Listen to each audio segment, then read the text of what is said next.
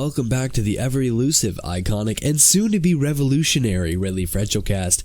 Around the table, which is, ever so crowded today, we have JD from Moose and Spiel on YouTube and Bowling JD at Bowling JD on Twitter. Myself, Josh, who can be found on YouTube as Powercord and on Twitter at Powercord Gaming. And we have ourselves a cardboard cutout of Console Kev, who can be found on VidMe, YouTube, and Twitter as Console Kev, who realistically, unfortunately, couldn't join us today due to personal reasons, and we hope all things go well for him.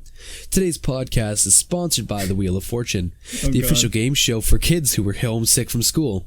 But enough prattling from me, though. How are you doing today, Moose and Spiel? Well, I'm doing well. Very excited about the episode we have forward ahead of us. This is great. Honestly. I've been salivating at talking about the games that we played.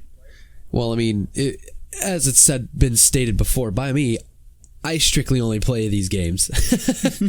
These are the games that I live and breathe for, and if it weren't for these games, I would not be playing these games today. Well, we have quite a packed show, you might say. A lot of things happened over the past couple weeks.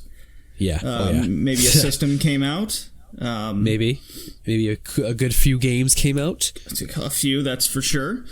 I really miss the fact that Kevin couldn't join us. I know he was looking forward to this episode, but he was kind enough to send me some of his thoughts over each of the games that he managed to play. And we're gonna start out with some of those important things that happened over the past couple weeks. Yep, the most notable being the release of the Nintendo Switch. Now, we all know you got your copy. Just let us have it. Let us have it. Well, let's continue with the format. Okay. There's got to be some suspense in there. Our episode today is over iconic RPGs, role-playing games. Yeah. And more or less, when we refer to the word iconic in the RPG is the franchise itself, and then we just picked a game from the franchise, or two, who knows? Yeah. And we're going to round that all off at the end with a kind of a debate between you and I, Josh.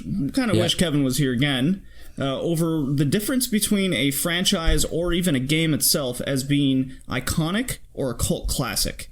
But we're sticking with RPGs in particular, because when we were picking the games, there were some vetoes involved over a couple of them, as it was argued as, no, that's not really iconic, that's a cult classic.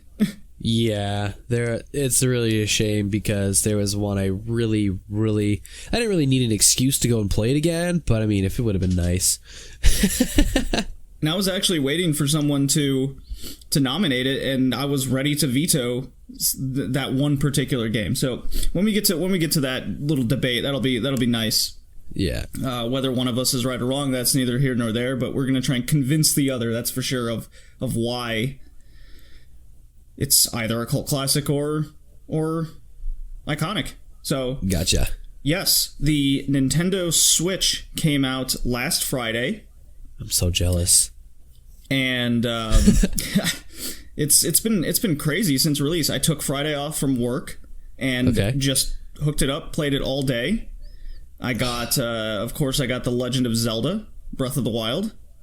If you listen very carefully, you can hear the envy sent to you to Toronto right now. And then I also pre-ordered Super Bomberman R. Okay. And that was kind of the game that convinced me to pre-order a Switch and get that console on launch day. Otherwise, I probably would have waited just till the holidays. Yeah, I was talking to my cousin over on Dirtbag Gaming, and I was asking if he was going to get the Switch, because he's a huge Nintendo fan as well. And he had said he wasn't going to get it for a while because all that was going to come out was Legend of Zelda. Which, don't get me wrong, is a good selling point. If you want to release a console, you release it with a powerhouse. Yeah, but I think the major thing that's holding the Switch back from launch day was the fact that you could also get Breath of the Wild on the Wii U. Yeah, why wouldn't you just make it a console exclusive? I don't know why. Maybe it's because they were so far in development and they're like, screw it, it's already done, let's just release it. That's the only reasoning I could think of. So that really that's gonna probably hurt them quite a bit. The other thing, well, that's the biggest thing too, is the lack of library that's going to come out with, but at the same time, PS4 went through the same thing. The Xbox One went through the same thing. Everyone really only had the 1 or 2 games that they had that they were going to play with that at first. They kind of wait for the rest. Like, I know I'm waiting for Super Mario Galaxy. Odyssey. So I'm waiting for that one to come out, as well as a few other games. Like, I know the Sonic one's going to be on there soon enough, so I'd like to play some Sonic again. Yeah, and then when you think about it, launch titles for a console, I don't know, historically it doesn't ever seem to be that strong in the first place. Yeah. So I'm not too bummed out, but Super Bomberman R, I'll give you a little rundown of my weekend experience with it. All right, here we go. I had a bowling tournament on Saturday, the day after release. Okay. What a perfect way to experience the handheld aspect of it immediately. What do you mean? So I brought it with me to the bowling tournament, played in between rounds, kind of relieve stress. I was playing, I started playing Zelda, but everybody started getting, I'm not the only one who's interested. There was even a 45-year-old guy, and he wanted to play. He's like, "Oh man, do you have any multiplayer games?" Because I was talking about how the Joy-Con controllers, split into 2 separate ones. I was like, a matter of fact, I have Bomberman. And he goes, Bomberman? You mean that game from the 80s on the Nintendo? And I was like, yeah, it's a new one. You want to play? And we're like, yeah. So we were both playing 8-man Bomberman, just having a blast, you might say. And it just started joining in. Stress was relieved in between the rounds, and I ended up getting first place, as a matter of fact. And actually, it paid for half of my Switch plus the 2 games. Hey, good stuff, dude. Yeah, it was a lot of fun. Bomberman was definitely the big selling point for me, not just Zelda. Zelda was, it's a fun game for sure. I got kind of irritated with the game at first because there's a lack of direction where to go. But once I got, I don't know, there was something like built into my head, like I need direction and where to go. Yeah. Because the map is so massive, it's almost a bit jarring and scary. It's like, well, where do I go? Will I just be wasting time? It's basically Zelda meets Skyrim. Kinda? Right? Yeah. So I'm like, well, I guess I'll just go over there and see what happens. And once I started accepting the fact that you don't have to play the game in a certain order. Yeah. Or, okay, now I discovered this, maybe I come back to it later. That's when the game started becoming fun again, because I was immediately enthralled. I loved it. The world seems a bit empty, but it's not too empty. Yeah, so it seems like they really tried to combat the problem that they had in Ocarina of Time, where they had this huge overworld, but nothing on it except for a few monsters. And they're really trying to combat the fact that a lot of gamers are saying that the game is too linear, and the fact that you would go into a dungeon, get the item, and then once you get that item, you beat the rest of the dungeon. Right. It's very linear. So it's really enticing to see that they're they're taking the route that you can go anywhere you want. Like, I remember watching a trailer, and the developer, I can't remember his name for the life of me, I never can, said, "You see those mountains over there? You can go climb them if you want them. See the lake over there? You can go swim there if you want. You can go anywhere you want in this game." So I thought that was really interesting. He failed to mention that you can go swimming for about 10 seconds and then you'll drown. Well, yeah. Link cannot fucking swim, nor can he climb more than 10 seconds. The stamina plays a huge part in this game. You go into these mini dungeons, you collect these kind of spheres, and when you get 4 of them, you can either increase your stamina or gain a heart container. Oh, so they made it more. Oh, they made it more of an RPG than just an action adventure game. Well, Zelda's always kind of been that way. Well, Zelda, I mean, it's always kind of been an action adventure game. It's never really been an RPG because you were Link. Disagree, you were just Link. I don't know. It's I would definitely consider it an action adventure RPG, which we actually played a game just like that for the podcast here. Yeah. So, I mean, that's what I was going to say. If you had problems with, or not problems, if you kind of struggled a little bit with lack of direction at the beginning of the game, you must have had fun with a few of these games then. I sure did, actually. And yeah, it was very, very good that we had this podcast out when Zelda was coming out. I don't remember if we did that on purpose, but it's definitely good timing. I don't think it was on purpose. I believe it was just happened to be this way. Like, I mean, I've been waiting to play this card ever since Space was picked. Yeah, it was inevitable, really. We're all big RPG fans. Yeah. One other thing about Zelda I must mention, or not Zelda, the Switch itself, is when I first turned it on, the left Joy-Con immediately had sync issues. Really? Yeah. And then when I went to do the day one update, which only took about 90 seconds, Okay. then it was just gone. Haven't had those sync issues at all. So I was like, that's weird. I wonder if it was like your console thing, or if it was like apparently it was in any company that got a Switch review console before it was launched were complaining about the left Joy-Con sync issues, and Nintendo actually came out and said this will be fixed on launch day, and they stayed true to their word. Oh, good stuff. Unlike Capcom, but anyways. Wait, did I say that out loud? Zelda's a lot of fun. It's a gorgeous looking game. Bomberman is hilarious. Yeah, I'm painfully aware yet again how shit I am at the series, that's for sure. I had a couple friends over playing it yesterday, and we were having fun just getting our ass kicked by the computer. There's a story co-op mode that's hard as shit too. Oh wow, yeah. You share a life system and then you start over. So the game isn't technically that long. It's 50 levels, but good luck trying to beat it in one go. You have to be a seasoned Bomberman expert. Oh yeah, you had to be that kid that just threw quarters at the machine every day. But yeah, it's a lot of fun. I'm looking forward to more games coming out over time. And speaking of more games coming out, I also got 2 more games recently in the same week. Yeah, it's kind of weird that they would release games. So, I mean, I get that they will release them so close together, but I'll get into that in a second. So, I got Neo, yeah, the samurai-esque Japanese Dark Souls clone. Yeah. That basically just takes the Dark Souls formula and then makes you smoke a bunch of crack because it's hard as shit beyond reason. Neo, that's the one where you obviously slay a bunch of demons, right? Yeah, it's more or less you're this Irish guy who goes to Japan and learns a bunch of samurai stuff. You get a crap ton of weapons to choose from. The loot is 3 times more, and the enemies are 3 times harder. Huh. You can go through Dark Souls 3 and basically 1 or 3 shot a boss. In Neo, you will beat your head in the ground at least 30 times. Just figuring out how to beat the bosses in this game. Even mini bosses are hard. The one reason that I did look into this game, so I have seen it. However, didn't get it. I wasn't interested because it looked too much like Devil May Cry.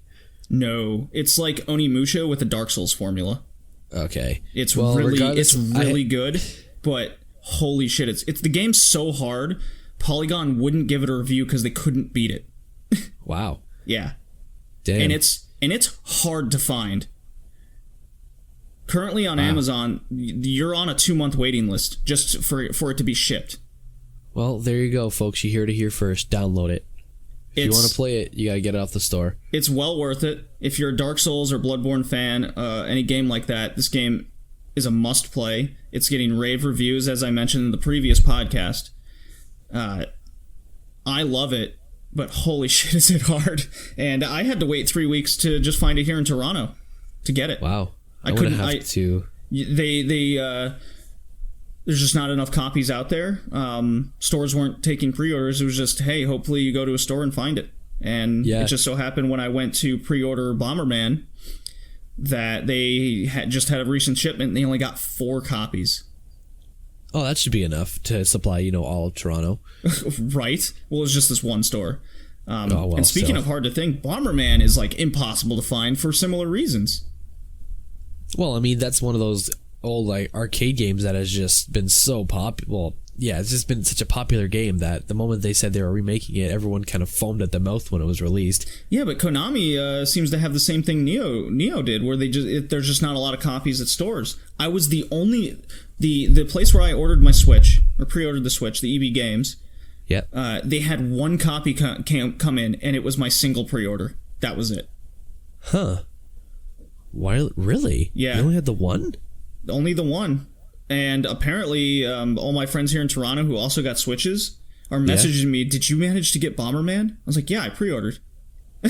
because I figured Nintendo games, there's only these 2 games coming out on launch. Why would I not pre-order this? Yeah, really. And none of them got a copy. I'm the only one. Well, look at you go. Yeah, I would have thought out of all these game collectors I made friends with, they would have hopped on that quick, but they're like, well, I'm going to wait for the price to go down. Like, it's Nintendo. Are you shitting me? Yeah, that's what I was saying. I was speaking with someone at work, and I was talking to them about the Nintendo Switch because I finally got myself a pre-order. I found a store that was allowing me to do something, to do like a payment plan kind of thing. So it's really cool. There's this place in Windsor called the Game MD. And if you live in Windsor or around Windsor, you need to go to this place. These people are freaking awesome. Okay, they will hook it up. Anyway, so I go to Game MD, and I was like, man, I'm kind of bummed out because I couldn't find a Nintendo Switch. He's like, oh, well, a week after the release, we're getting 4 or 5 more systems. And I said, oh, well, I mean, that's great and all, but I just won't have the money. He looks at me, this guy, Roy, the guy who owns the store, says, you put a down payment on a Switch and you have yourself a copy already.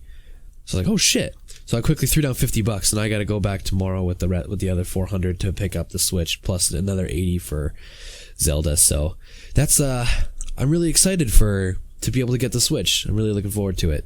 So yeah, Game MD, go there. That's very nice. That's very nice of them. No, it's awesome. You won't see a lot of people doing that. Like, it was incredible that a game store would sit you down and say, hey, listen, because not only am I a regular customer, even if I wasn't, I'm sure he would have been like, well, you just bought a fucking PS2. Pardon me. You just bought a PS2 from my store, which I bought a PS2 lately. You just bought a PS2 from my store and you just spent $200 here. We're getting a Switch next week. If you want to put some money down on it, it's yours. And I will hold on to it until, you pay it all off. And I was like, oh man, that's awesome. So there you have it. Oh, that's excellent. So yeah, Game MD. That's super nice of them. That's always good to hear when local game stores treat you right like that. Even any store, actually. Yeah, and that is why I will never, ever, ever shop at an EB Games, because Game MD is so awesome. I haven't shopped at an EB Games for years now, and we have these other places called Game Cycle, and they're just dirty game places. I went in there. Okay, Bloodborne is like $20 now. Okay. It's relatively cheap because it's a console exclusive. It didn't sell as well. Plus, Dark Souls 3 is out. Nobody really wants to play it. It's really good. Don't get me wrong, but it's $20 because it's kind of irrelevant now because Dark Souls 3 is out. I went to Game Cycle and there's 2 in Windsor, and they were like $40-$50. Still selling it at like the Best Buy price. Yeah, but even like game stores like EB Games and like Best Buy, like you just said, they're selling it for $20. When the price of the PlayStation Store Best goes Buy's down, kind of fluctuates with their prices. But yeah, the game's like $20 now. The game's $20, and I went to this place and they had it for $50. And that's not. I'm just using Bloodborne because that's one of the examples I see. There's a bunch of other stuff like Until Dawn is the same thing. They're still selling Until Dawn for $90. What? Okay, that's not right. Like, I'm a little pissed off that I bought Until Dawn on release date. And Until Dawn is amazing. If you haven't played Until Dawn, play that. But another good PlayStation exclusive. Yeah, another good PlayStation exclusive. Until Dawn, I was pissed when it came out as $90 because I was expecting more. To be honest, I didn't really know what to expect from Until Dawn. But even still, I was kind of upset that I paid $90 for it. So when it dropped down to like $20, I was like, yeah, I understand why. But still, they're selling it for still initial day one value, so I'll never shop at these places again. That's a store that's probably going to go under in time for sure. Yeah. No, there's a couple stores like that here in Toronto, very similar. But then there's a store like A&C Games, which is downtown. It's so good. Their prices are a little inflated, but you understand you have to make money, right? That's due to the quality that they ensure at that store, which is saying a lot for retro games. Oh yeah. We got a little off topic there, but regardless, I'm getting the Switch. There's one more game that came out. Yeah, and if it's the one I'm thinking about, it's Horizon Zero Dawn. Oh, now, how good is this game? I have been salivating over this game for well over a year since it was announced. It was announced 2 years ago at E3, wasn't it? Or was it last year's E3? I believe it was two E3s ago. It was 2 E3s ago, so it's been a year and a half. Yeah. It's been a year and a half that I've just been You just go around killing robot dinosaurs. Basically. And yeah, when I seen the trailer, I seen the trailer because I surprisingly had the day off of work.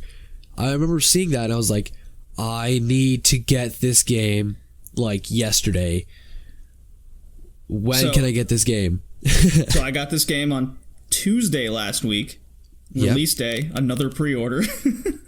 I had a pre-order too. I got it the day after. I had work stuff to deal with, so I got it the day after. Oh, this game! This game is so good. I went into it thinking this could only be like a 7, 8 out of 10 tops. You know, it's going to be this bland, just shoot dinosaurs. I'll have fun with it for a day. Play it 6, 8 hours and then be good. Yep. Amazingly enough, the game's story is incredibly engaging. Man, how dark... I'm not going to say anything because it's new and I don't want to spoil anything for people. But like, how incredibly dark was the game right at the beginning, right off the hop? Oh yeah. You're this ginger chick who's been exiled from the tribe. The tribe is called Nora. Because you have no mother. She basically just they call it. I mean, they say things like "you motherless horror" or "bitch," and it's like, oh my god, you're immediately. They bring you back to how the tribal people in this character named Aloy, and which is a good pun on alloy because everything's robots, right? Totally on purpose, totally unintended. But like, I was immediately enthralled in the game. I cared about the characters. The story was engaging. I mean, that all of those combined, I was not expecting. It lived up to the hype and more. Which you just honestly, I haven't gotten that in so long. Yeah, like even with Final Fantasy 15, I've done nothing but rant and rave about that game, but even Final Fantasy 15 didn't live up to every single hype.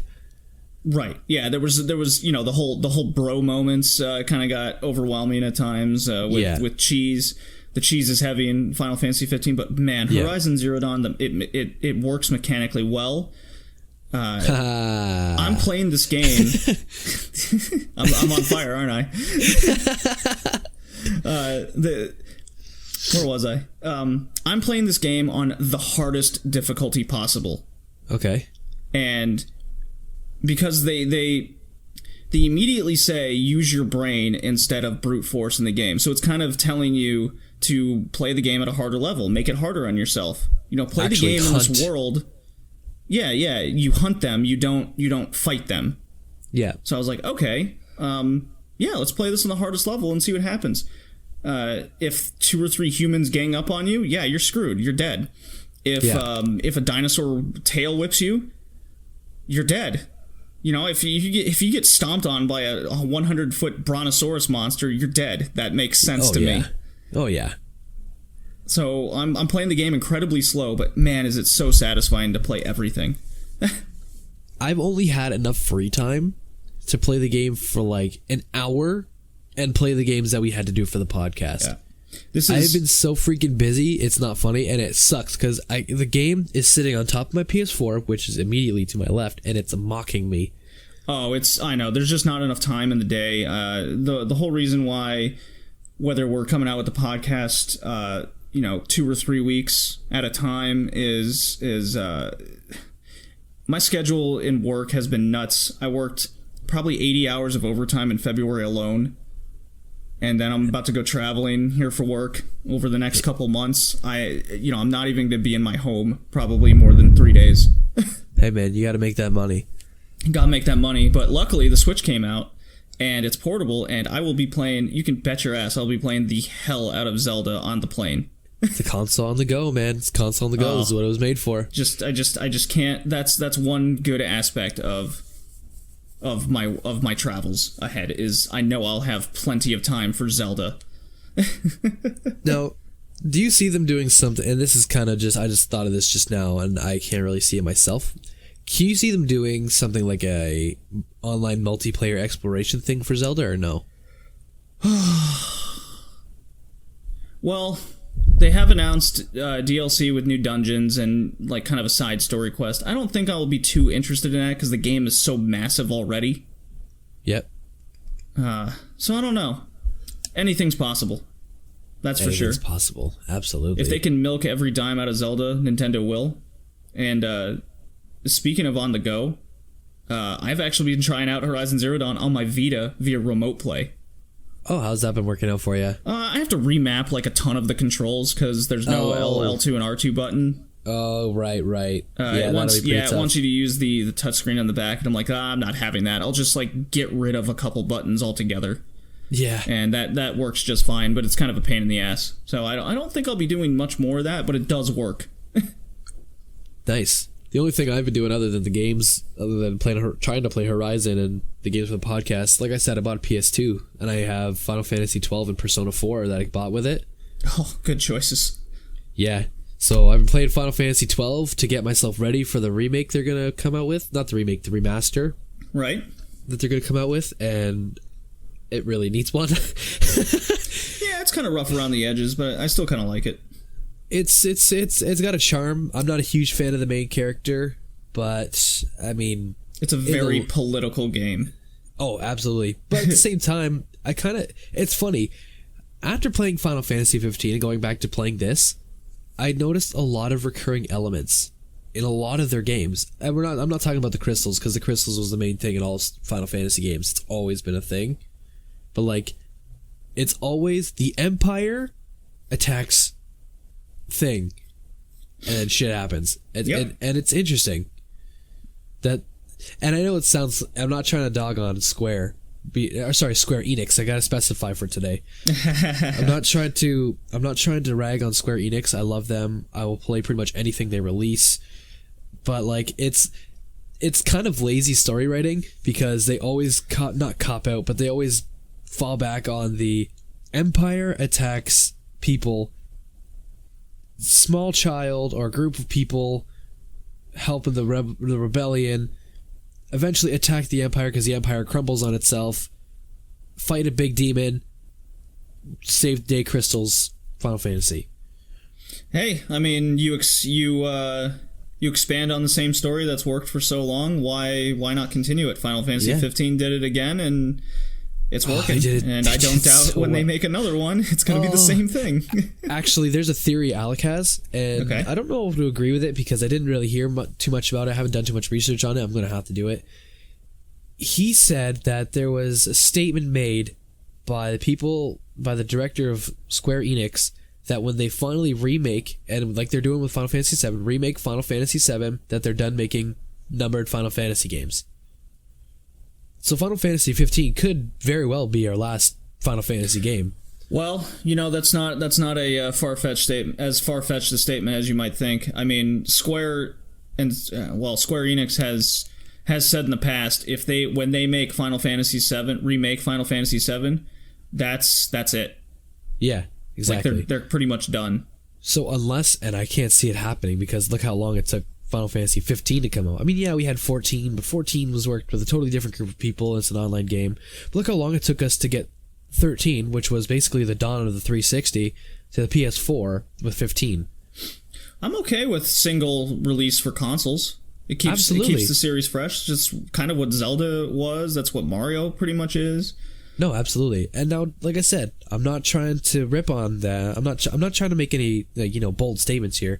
I'm just saying the likelihood of them releasing, let's say, Final Fantasy 16 before the 7 remake is done, I can't quite see that happening. No. All their efforts are definitely going into the 7 remake, because it's basically a brand new game. Oh yeah. Much like what they're doing with Crash Bandicoot. It's from the ground up. You can't just remake the graphics in today's. You have to build an engine again. Yeah, you have to basically, the title says, remake the game. Yeah, it's not a reboot. It's not a remaster. It's not a remaster. It's not to be confused. It's a redo. Yeah, it's a straight up panic button, start it over from day one. Yeah, they it's going to be interesting to see where Square Enix goes from here. You know what? Speaking of Square and seeing where they go, why don't we look at their past? Yeah, let's hop into the reason Square is where it's at today. Yeah, and I think we'll take a quick break. And cliffhanger. Maybe refill our drinks, maybe heat up some tea, specifically some David's tea, which is our sponsor for the podcast. Did you have some wise words for us over our corporate overlords? Well, I mean, since St. Patrick's Day is coming up, I mean, you gotta, if you have nothing else to drink, you gotta get yourself some New Amsterdam. I actually went to the beer store, or not the beer store, the LCBO. Right. In Windsor. I actually found some New Amsterdam, tried it out. It was actually not that bad. It was pretty good. I just recently found out they make their own vodka. I didn't know that until today either. So I found some of their gin because you had told me that it was gin before, and I had tried some of that out, and I am not a gin person. But like, that, it was, if I'm going to drink gin again, it's got to be New Amsterdam. So yeah, it's all right. I'm not a gin person either, but for some reason that stuff doesn't make me gag from the throat. Yeah, it really quick before we, and it's going to be really quick too, I promise. I had once had a night where I was drinking nothing but gin, and the next day I couldn't even walk by a pine tree without gagging. No, that's how gin works, but luckily New Amsterdam gin seems to not have that effect too bad, and I'm curious to try their vodka now. But first, I'm gonna go heat up some David's tea. I got the Buddha's Blend brewing right now. Get my throat nice and warm, and get the body warm for the RPGs ahead. All right, let's go lubricate our voice boxes, and we'll be back. Oh God.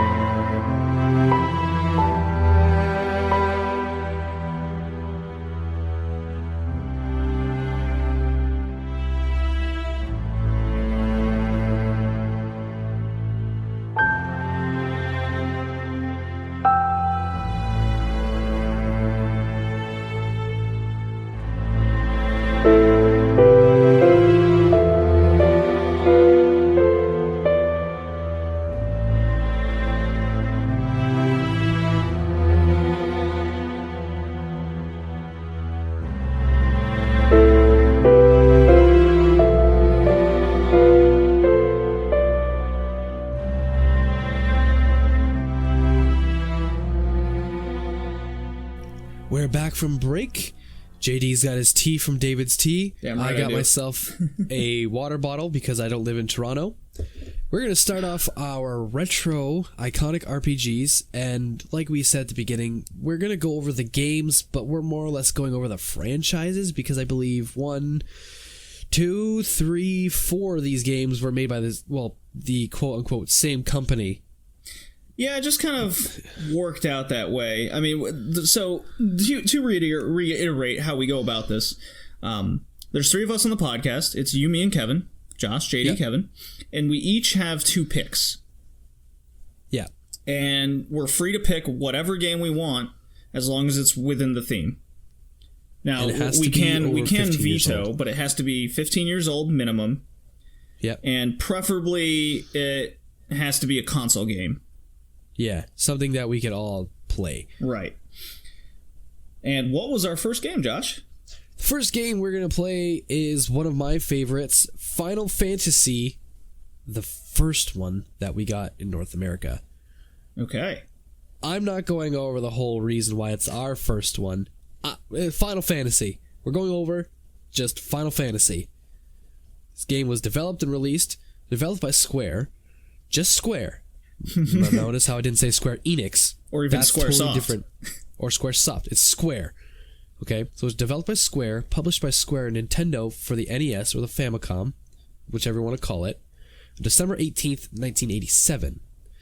Now, this game was really iconic because while Dragon Warrior, as it was called, though it's called Dragon Quest, introduced many gamers to the RPG genre, thanks to Final Fantasy, the RPG genre was made super popular just because of Final Fantasy. Now, do you think that's opinion based or fact? That's fact, absolute fact. Well, like I said, Wild Dragon Quest or Dragon Warrior, whatever we had to call it, I think we called it Dragon Warrior because it was called just Dragon Quest in Japan. We called it Dragon Warrior in North America. You got it backwards, buddy. Backwards? Okay. Yeah. So, Dragon Quest was not, I mean, it was popular. I'm not saying it's not popular. I'm saying Final Fantasy popularized the RPG genre to North America and made it what it is today. All right, we'll have many words in our discussion panel. Because in our debate. Now, I'm not saying Dragon Quest didn't do the same job. I'm just saying Final Fantasy would have done it better. And I only say that because statistically, it's been proven. It's just one of those games that, and it saved RPGs, I find, but it not only saved RPGs, but this game literally saved Square. And if it wasn't for this game, we would not have any. We wouldn't have lots of these games. What else did Square do before Final Fantasy? I thought this was kind of their first go at the industry. This was their last go. They were starting to go under. They moved their base. They actually started off as a part-time company making I can't remember the other games. One was like a jungle style shoot 'em up, and basically they made a bunch of games that weren't very successful. Oh, okay. And they were starting to go under, and then they said, you know what? They changed the whole thing. What he used to do is they used to have one programmer, just one. Oh, and he was in charge of that's everything. very true.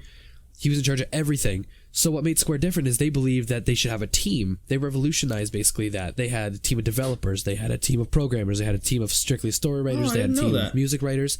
They were one of the first companies to do that, which is why Final Fantasy was so successful, because they had the whole team of people doing all this, which is kind of what paved the way to having these huge teams for creating these games now. Can you imagine trying to make a game like how we said Horizon Zero Dawn, which is one person as a programmer? Oh, well, I mean, back during this era, that was kind of the thing where it was kind of one guy. I mean, that goes to ColecoVision, Atari. It was just one guy who made the whole game, and yeah, I didn't know that Square was basically the company that started the whole team building aspect.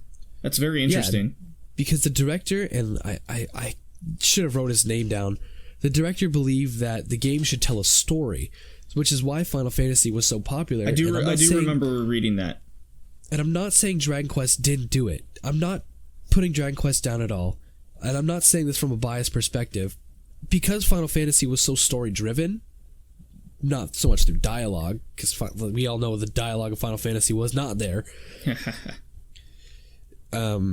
It was really story-driven, and it was different, while being kind of the same familiar thing. Well, I just thought it was really interesting. Speaking of story, what's the story about? What's the kind of the plot and setting of this? The story is difficult to find for the people who are just starting the game. You have to go and save the princess at the beginning, right? And then you have to go and fight Garland, and then Garland's like, "Oh no, you beat me!" And then then there's a bridge. I'm giving a really, really horrible review of this. No, I mean, it's fine. You beat Garland.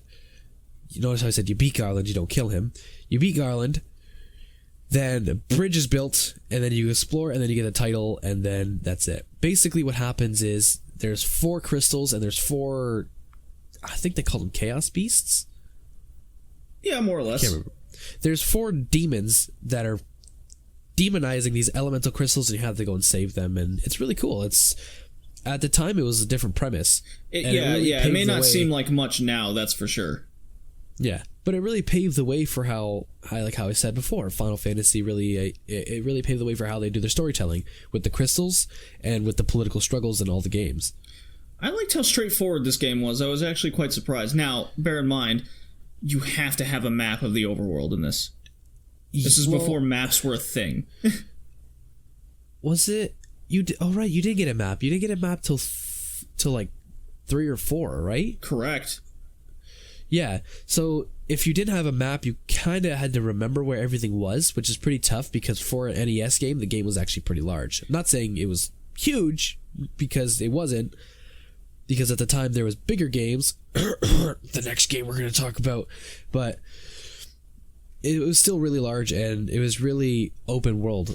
Like, if this game were to come out now, it would be more open world than Zelda would have been, which is why I thought it was interesting that you said you found yourself lost or really bombarded by how open everything was, because as soon as I got into the overworld, because I believe that starts as soon as you liberate the town from the pirates, which is who you mentioned, Garland kind of does. Yes. And you end up getting his ship, and that paves the way to, and then that's kind of the theme at the time.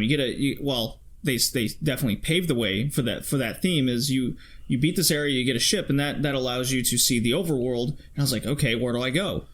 And you make one turn, all of a sudden you're turned around, you're lost. I had to print out a map of this game, a map of the overworld, and then I would be like, okay, I was kind of matching landmarks on the map to where I was in the game. It's like, okay, this is where I am. Now I got to go this way. I was like charting my course.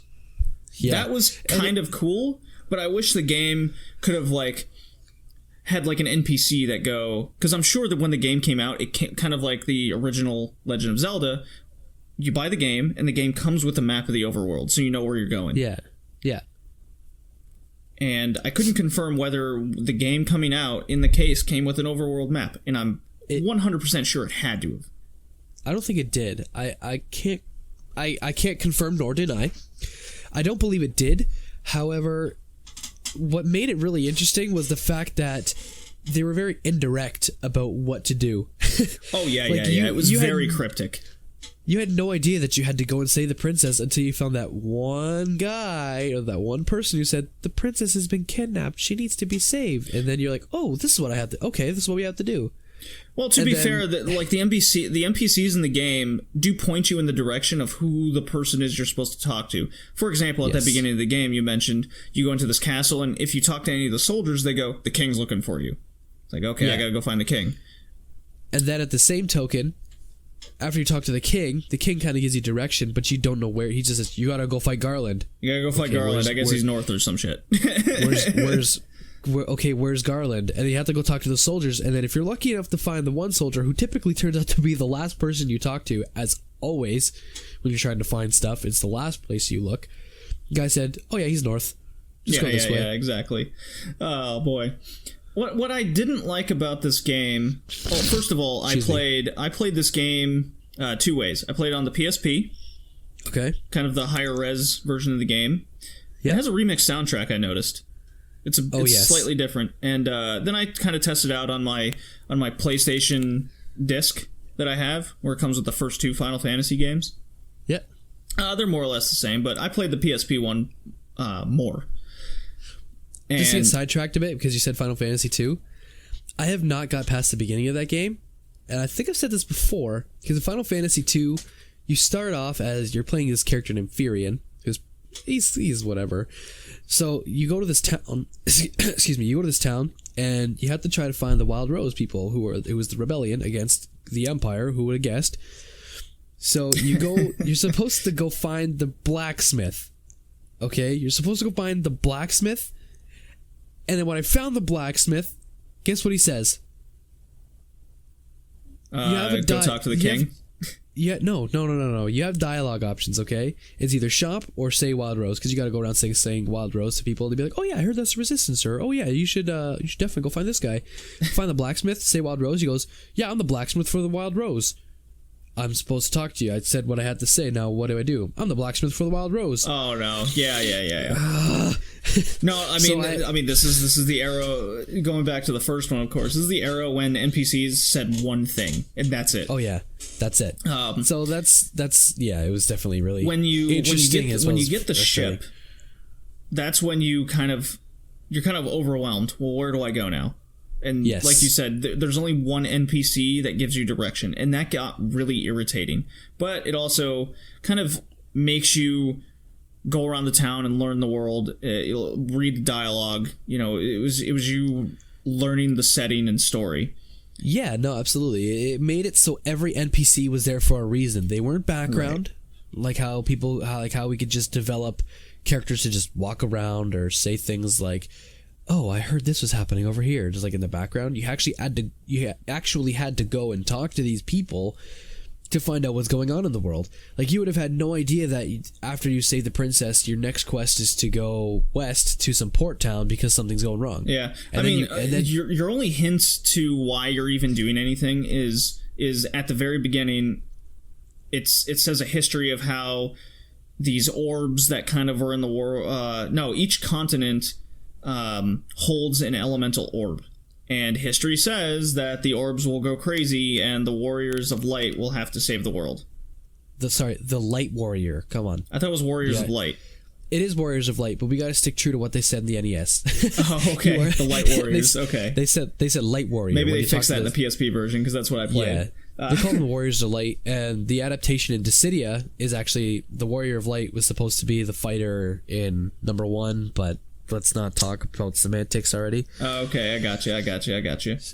So once you save the princess and do the town and everything, the game is basically just a fetch quest game, which I didn't really care for. Yeah, I mean, other than going into these dungeons and, eventually beating the game, beating chaos, which is you collect the 4, you can beat the demons in the dungeon, you go into dungeon, beat the demon, get the crystal or the orbs or whatever. Finally, you go to the end, you fight chaos. I'm not really ruining anything. You just fight chaos. I'm not going to tell you how it happens. I'm not going to tell you the twist at the end either. You just fight chaos. Right. And you beat the game. So when I said the game was story-driven, I also say that it isn't at the same time. I don't mean to contradict myself or be confusing in that sense, because while it is story driven, because you have to talk to everybody, like you have to talk to everybody or you don't know what's happening at all. Like, I remember playing myself and thinking, what do I do now? I actually have no idea what I had to do. But I didn't want to look up a walkthrough because I'm a stubborn prick. So I did what any other logical gamer, well, I can't say logical gamer nowadays because otherwise people just look up a walkthrough. I went and talked to every single NPC, and then when one person said the most vague things like, oh, I heard this was happening over in the east, or like, my grandfather owns a store in the south, it's like, oh, well, fuck, I guess I'll go south then. Yeah, that's kind of it. I gave myself 15 minutes. If I couldn't find what I was looking for in 15 minutes, that's when I consulted a walkthrough. I went, you know what? I'm thinking NES, Nintendo Power days. This screams it to me. I gotta do it. Oh yeah. There was just no way around it. I don't have all the time in the world to just wander endlessly. That's going back to why I was getting kind of irritated with the new Zelda. Is I just don't have the time. Now I will have the time when travel goes, but the fact that I was able to play this on the PSP that was the whole reason why I played this game, was because it was handheld. I only got to play the NES version very minimally, which I was kind of sad about. But the game's still there. I'm very curious onto what. Okay, so the game starts and you pick 4 party members. Yes. What did you choose and why? Okay, you have to. This is non-negotiable. You have to have the fighter in your group. You have to, because if you pick the thief, the ninja. No, sorry, it's a thief, monk, white, red, and black mage. If you pick any of those ones, they're just not strong enough to get you through the beginning of the game. So here's something I actually found out. Yeah. So you have 4 spots. You have your 2 top and 2 bottom when you're picking these guys. Your 2 top, your number 1 position, the top left, is going to be your strongest one. They get kind of stat boosts. Yeah. And your number 2 spot gets sort of stat boosts, while your 3 and 4 spot get nothing. Yeah. Or it's slightly different. So your first pick has to be a fighter. I totally agree. There's no way around it. Even if it's not your first, even if you put it in the 4th spot where they won't get any boosts, it has to be there only because the amount of raw damage that they do. Especially at the beginning of the game, and a lot of the game mechanics we'll get into in a second here. Who are your other 3? The other 3, and these are debatable. Actually, not really. I don't think they are. You need a white mage in your team. You need a white mage in your team for heal, and for the part where you really just need cure and holy. But even if there's a part where you fight a bunch of zombies, did you know that actually if you use cure on the zombies, you can damage them? Yeah. I was using Final Fantasy logic in that, how, blessed beats undead, right? Undead, light beats dark, that kind of light stuff. Beats dark kind of thing. Yeah, it's pretty cool. So you need the white mage in your team, not only for that part to make it a lot easier, but you need the healing. I mean, you can get away with the red mage, but they just don't heal the same. Right. Because the red mage is a hybrid of the red and white and black magic. Now you can go red. Now this is why I say it's debatable, because you can go red or black mage. You can go the red mage for help with the healing, and the black mage or the red mage to also do with the damage. Or you go the black mage for the straight up fucking number pumps he just puts right into those monsters, man. It's good. Now here's where I'm going to start talking a bit here. Okay. I don't think it's debatable at all who you choose in your party. Number one has to be the fighter. Number two has to be the red mage.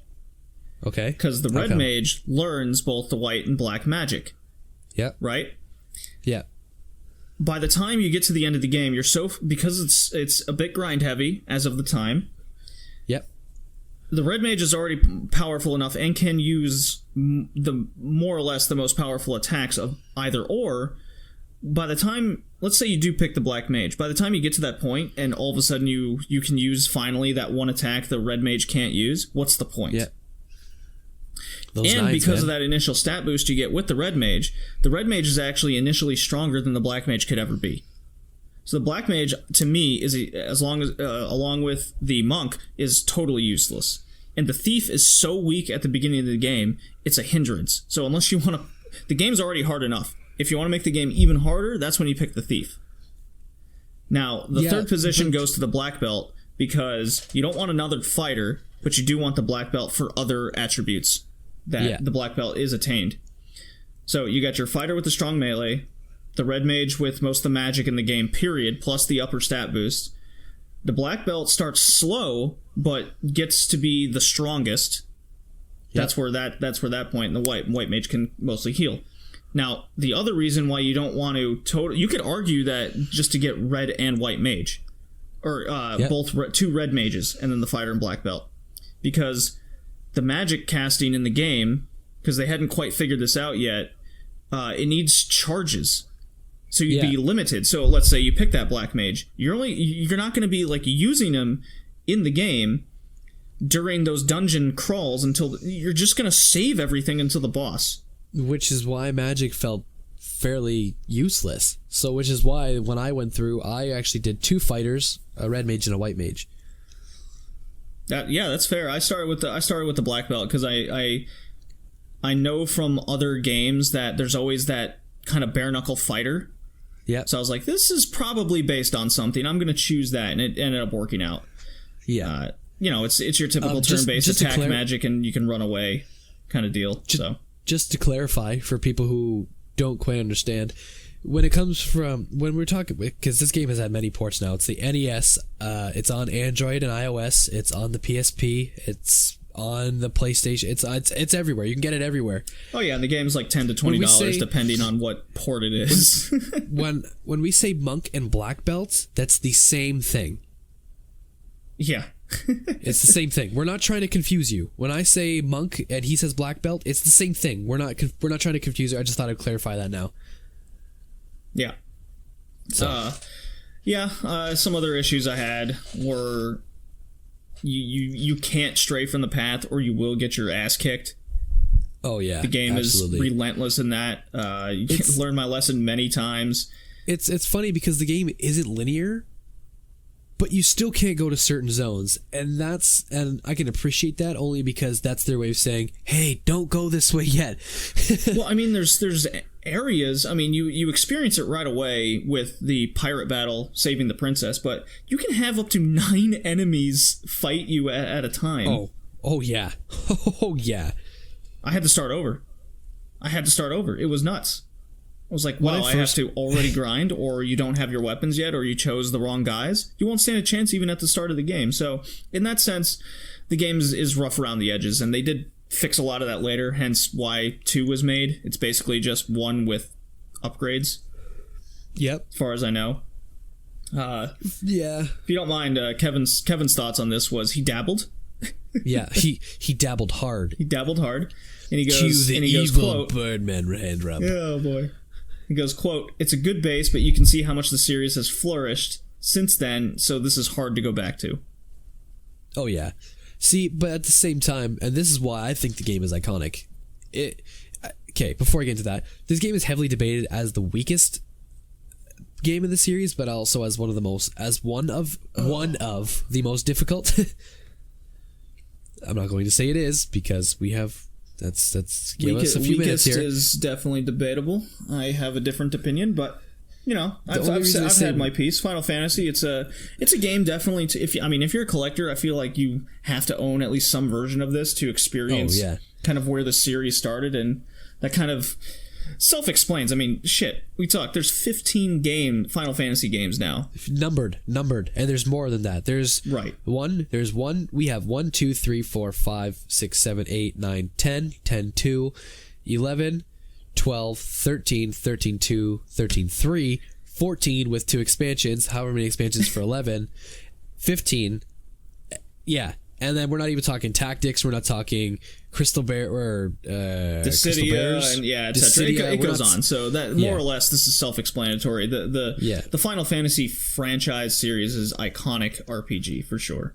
Yeah, like I said before, if it wasn't for Final Fantasy, we would not have RPGs as we know today, or they wouldn't be as popular because we still did have Dragon Quest. Popularity is definitely something. Speaking of popularity, Kevin's pick, segueing into the next game. Kevin's pick was... Now, I was kind of disappointed he picked the game, but it kind of has to be on the list, doesn't it? It has to be on there because it's obviously iconic, and that's what the whole thing of this podcast is. But at the same time, it's such a weird pick that I didn't even think about it.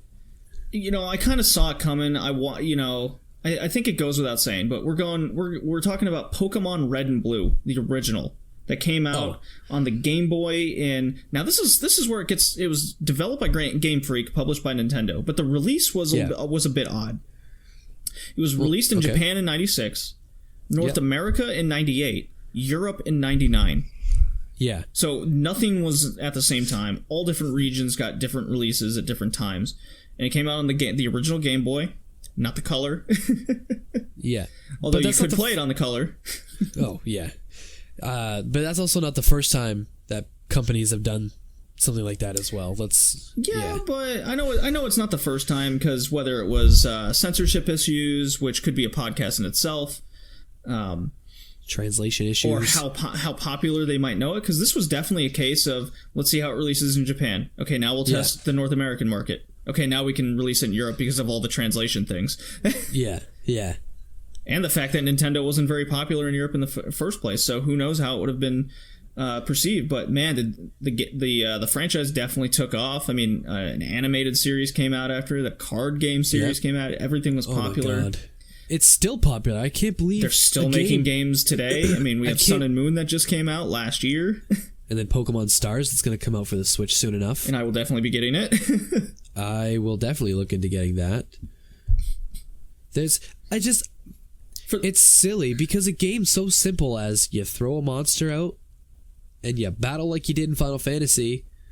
It's silly that we made dogfighting so popular. This game was originally turned down. Was it? Yeah, it was originally turned down. It took took a few tries, and then he finally got approval. The guy who had the idea for the game.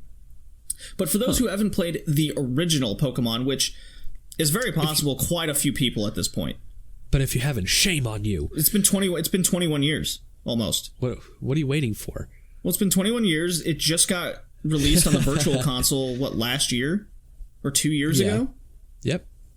No, it had to be last year because it's 20th anniversary on the 3DS. Yep. And you're just this nameless protagonist, little kid. I think he was 8? Yeah, no, I think 8 or 10, and the character's name is supposed to be Red. Well, I mean, that's what it became, because there was 2 versions. You had your Red and Blue, or in Japan's case, Red and Green was the original. Yeah. Basically, you play from an overhead perspective, which was typical of RPGs all the time. And you just navigate through this fictional region called Kanto, and you collect these monsters that you enslave to become your friend and fight battles for you. And your overall goal is to go to these gyms throughout the world, beat the gym with your monsters, and then go to what's called the Indigo League to become the best gym leader by defeating the 4 trainers, and they're called the Elite Four. Yeah, do you want the formula has like not changed at all since then. No, it's I didn't play Pokemon Sun and Moon, but it seems pretty much the same. Excuse me.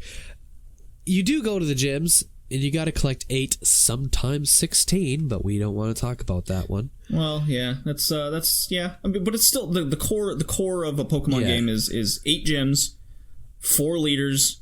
Beat them, you beat the game.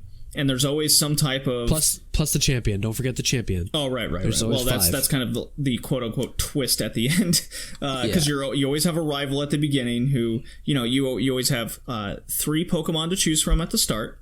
There's generally the water, grass, and fire. It's kind of changed since then, but this is the basics. This is where it started. Well, they've always been the water, grass, and fire. It's just they've kind of not tweaked it a bit, but they've made it so it's not just water, grass, and fire. Yeah.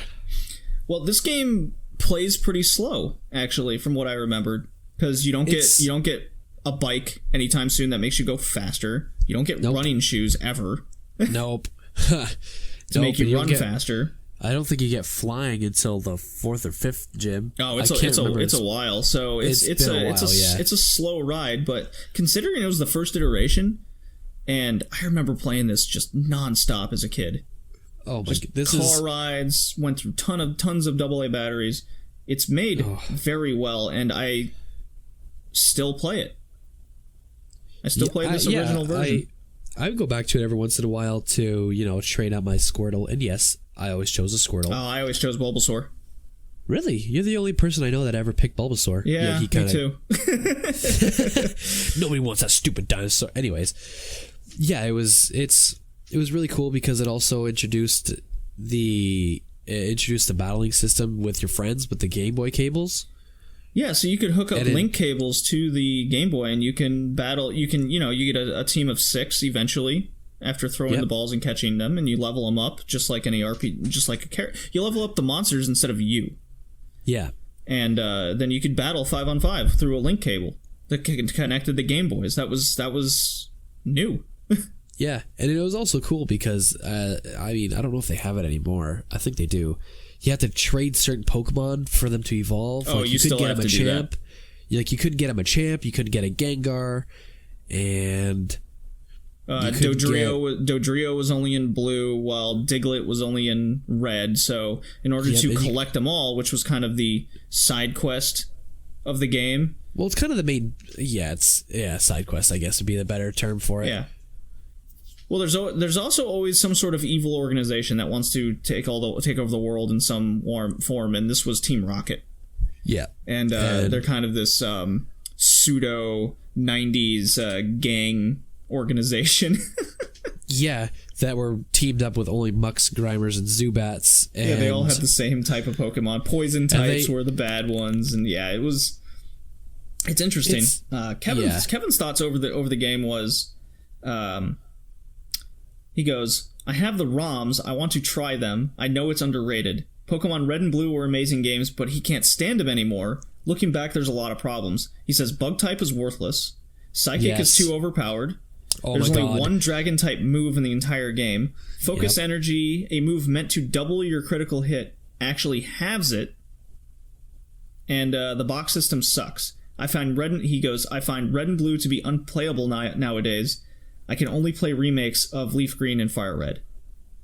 So, yeah, Psychic is definitely overpowered. I don't know, Bug type, Bug type is useless, man. They didn't have, their attacks weren't really strong. They didn't really have, they didn't have many Bug type moves as it was. Well, it wasn't very Bug types. It was, Butterfree and Beedrill, and that was it? There was Venonat. No, Venonat was... That was Psychic, too. Yeah. Yeah. No, there was, Venomoth? What evolved from Venomoth again? Venonat. Venomoth evolved from... Yeah, and then Venomoth was a bug poison. / Psychic, I think. No, it was definitely poison because it could use psychic moves, don't get me wrong, but it was bug poison because I remember being in Koga's gym, which was the poison gym. But yeah, I agree with Kevin in the fact that, it is enjoyable to kind of go back and look at the game through rose-colored glasses and be like, oh man, I remember playing that game, it was so awesome. And then you go back and play and it's like, what the hell? How could I have played this? What is going on? Like, yeah, the animations were really minimal from what I remember. Yeah, it is pretty minimal, but at the same time, it's a Game Boy game, right? So we can't really expect much. So, I mean, what we had for the Game Boy was actually pretty impressive. Yeah, and there were Pokemon, a ton of cheats in this game, like the infinite rare candy cheat. Not just rare candies, but pretty much anything. Yeah, with Missing No. I remember the cheat being when you get to the final island. Cinnabar. Cinnabar. If you go up and down the right coast, like 8 times, and then fly back to Pallet Town, which is the original town, whatever item was first in your inventory, you would get 99 of. Now, what I had done, and it was something like that. Now, here's what I did. I would go to Cinnabar, or what I would do. No, you have to go to Viridian City, talk to the guy who taught you how to catch Pokemon, fly to Cinnabar, and what I did, I mean, you could surf up and down the right side. I just kind of surfed up and down to that building on the top right. I surfed up and down those 2 spots until Missing No came out, and it was like the 14th or the 9th item in your inventory would get duplicated by a bunch. Huh. And it was I used a different cheat. Because you could use that for Master Balls, which was great, especially since you're trying to catch them all. Yeah, it's kind of the point. It was great for rare candies, so it was really awesome for that. Otherwise, it was kind of a worthless cheat. The fact that Missing No was even in the game was funny. And let's not even get started on the rumors to get Mew, man. Oh, that was nuts back then. But yeah, the game is crazy. It's the definition of iconic, that's for sure. The whole franchise. It was released at the right time, and it's iconic because it was revolutionary to that type of RPG style. Because it wasn't RPG in the sense of like you said, you don't level up your character, you level up your party of Pokemon. So your character levels up the group, which isn't so new of a concept, but the way they went about it made it really interesting. So it's iconic because it definitely changed up the way that monster hunting games go, I suppose would be the best way to put it. And it was not the first to actually do it, which we'll get into. Wasn't. Yeah. We'll get into that later. So, yeah, I mean, you can probably find the original for around $20 these days, and there's some ports. Like we said, you can get a Virtual Console 3DS now. Most people will just divert to the Leaf Green Fire Red, which I've seen go for like $50, $60 these days. That's crazy. I've seen it for pretty cheap. No, but it's the same. But yeah, Pokemon's insanely popular to this day. Oh yeah, if you want to play Gen 1, get Fire Red or Leaf Green. It's the same thing, but it's updated, so it's not like how Kevin said unplayable. And I wouldn't say it's unplayable. It's just it's not that great. Not compared to the standards that we have now. That's it. Yeah. And it's not in color. Yeah, that too. Okay. Yeah. So this next game is actually my pick. Yeah, I wasn't the biggest fan of this pick, but I mean, it was okay. Well, I thought, can't everything be by Square, right? And since I seem to be having the non-Nintendo picks, of course, you always do this. I picked a Sega RPG franchise. That's very Sega. That's very iconic, and it's called it's from the Phantasy Star franchise, and I picked Phantasy Star 2 specifically. Okay. Didn't want to do the first one. I've played the third one already, and it sucks in my opinion. Okay. The fourth one is very famous, so I was like, you know what? Let's go 2. See, now, it's funny because until now, I had never heard of Phantasy Star. Well, it's when Sega... This was Sega's answer in the RPG realm. Yeah. This was their answer. So if you had a Sega and you wanted an RPG game, this was it. And in my opinion, and you can crucify me if you want, I think this was not the greatest way to go about to try to fight a Final Fantasy or a Dragon Quest? Well, I mean, how about I go over the game and maybe I'll give you a better perspective on it. Yeah, let's do this. So, it was published and developed by Sega. It was released in 1990 on the Sega Genesis. And yes, in North America. Otherwise, it was released in 1989 in Japan and in November of 1990 in Europe. Right. So, you know, it's an old one, that's for sure. The game is expensive these days. It's like $50 minimum. But it's on a ton of ports for cheaper options. For example, I primarily played this game on the Sega Genesis Collection on the PSP. Okay. You can also play it on the Ultimate Sega Genesis Collection on the PS3 and other ways to get it. You know, there's a Sega Saturn kind of update, etc., etc., etc. Now, the plot is actually very interesting. Now, this is where the Phantasy Star franchise has me over, say, Final Fantasy. I want to get into that after. So, it takes place 1,000 years after the events of the first game. So that's one thing already sets it apart from Final Fantasy. Final Fantasy games kind of have the same plot, but they're set apart from each other as individual games. What the Phantasy Star franchise did was it continued kind of in that same universe. So they kind of built off each other. It follows the journey of a government agent named Rolf. Yep. And his friends. So already we have characters. They're not just generic people. Yeah, they're not fighter, thief, right, mage, you know. And you're immediately given a mission. And you're on the planet called Mota, and there's this computer entity that kind of runs the world, kind of makes everything. Mother Brain. And that's kind of that's definitely kind of some stab at Nintendo for sure. Oh, absolutely. Yeah.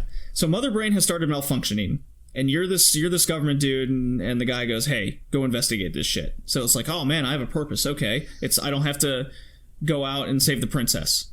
Yeah, it's something that hasn't been seen before, so that's cool.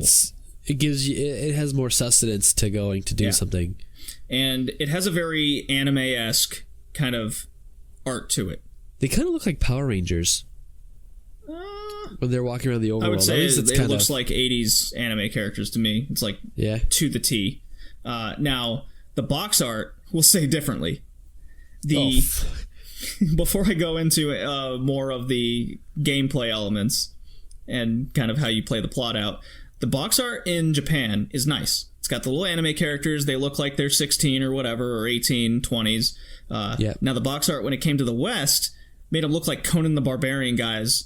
I mean, even the main character looks like he's 100 years old. The woman looks like your grandma. But I'm like, then you see the characters in the games, like they are clearly a maximum of like 20. Oh yeah, that's it. It's no, it's really funny to see the adaptations, even when it comes down to box art from the different regions. Yeah, it was definitely a product of Sega being worried that an RPG just wouldn't sell well in the West. So they kind of because, you know, back then you would look at a box, the art on the box, and be like, hey, that looks a cool game, I'll buy the box, because you didn't have demos, or I never had a Sega magazine growing up.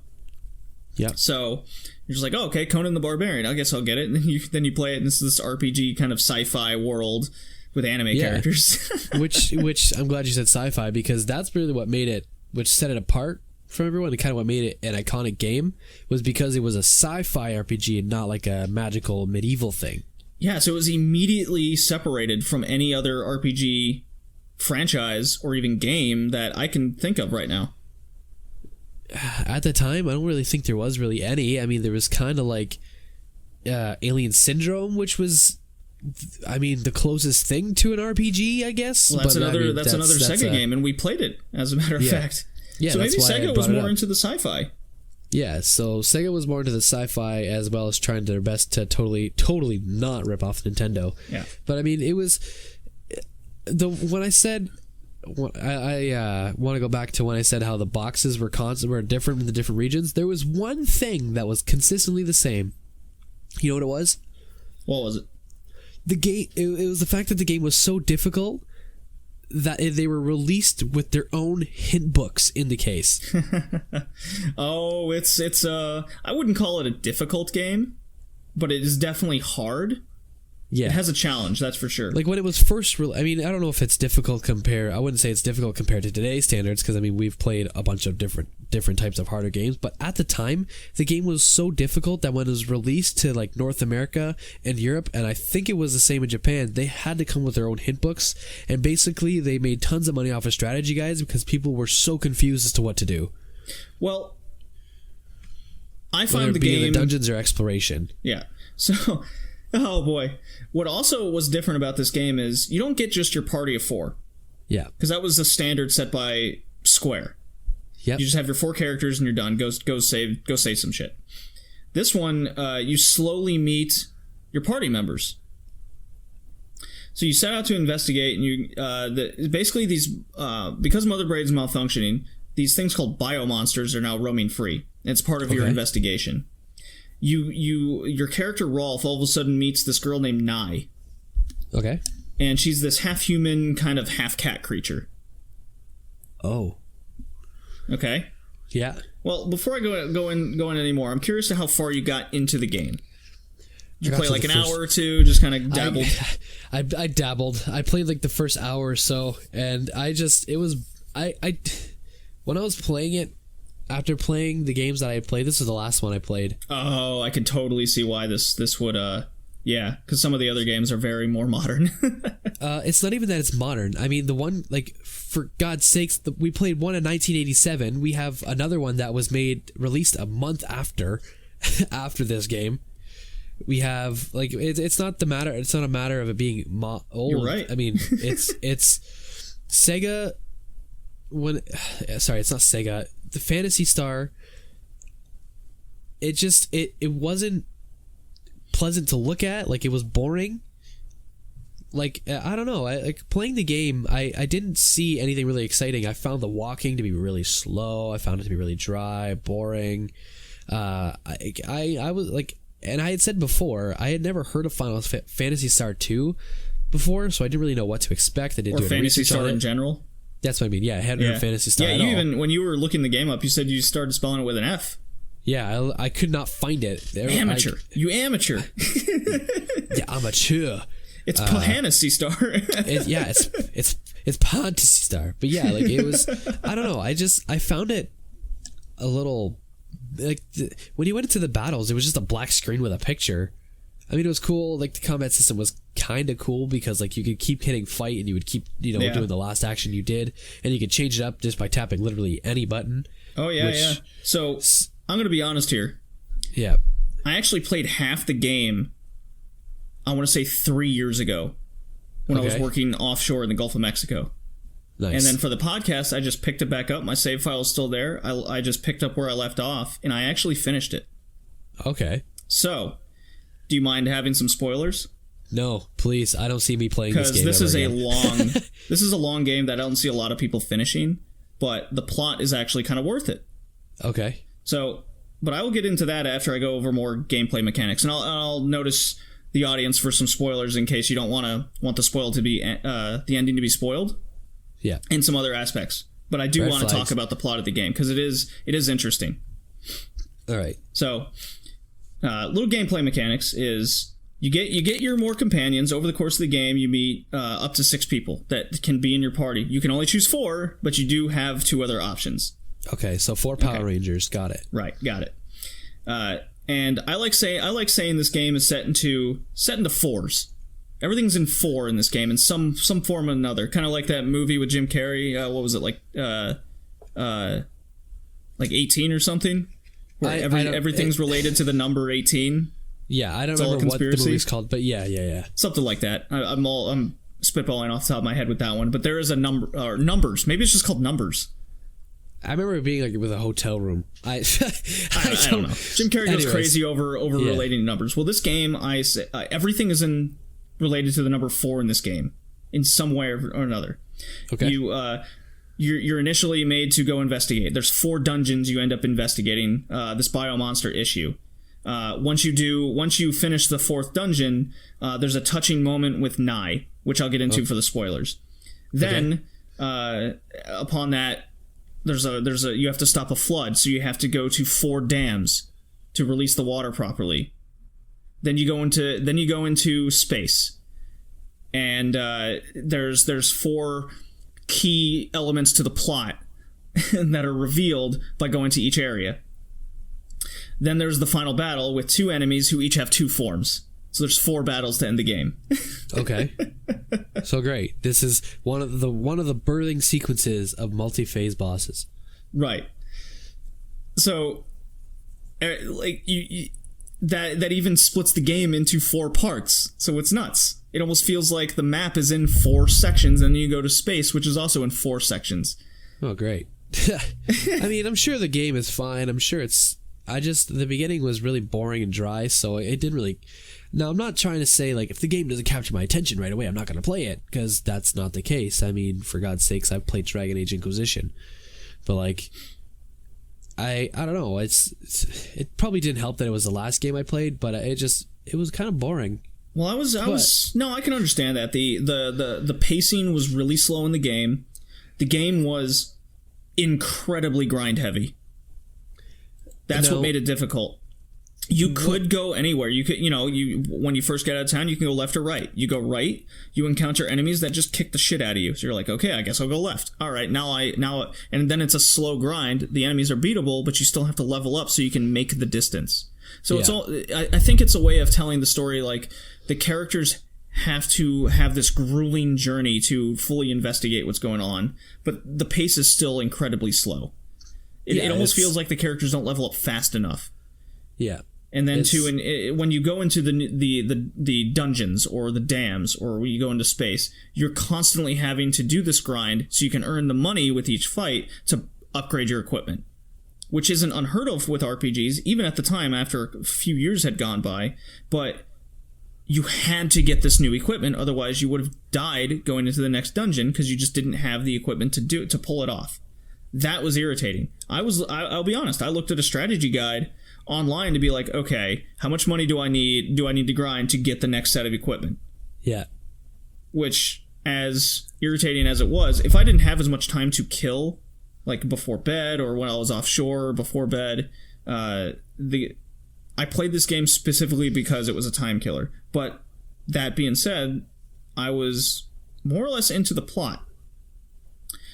The sound effects during the gameplay were very distracting to the music and what was everything going on. It was just like one character has a whip and it just goes whoop, bam, really loud on the screen. You're like, oh, okay, Jesus.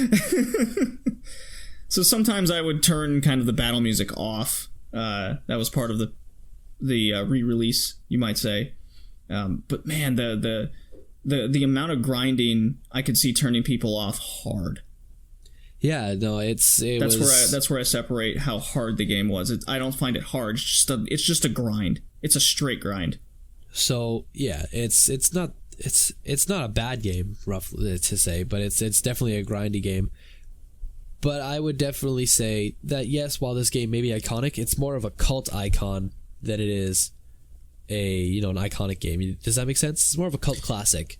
The game itself, I could say, is a cult classic. The franchise is iconic. Oh, no, the franchise, absolutely. That goes into our theme. We're yes. More as iconic, we're talking about the franchise. So we picked kind of one game from the iconic franchise to represent, and I picked Phantasy Star 2 because it's kind of the lesser known, but it's still one of the better ones.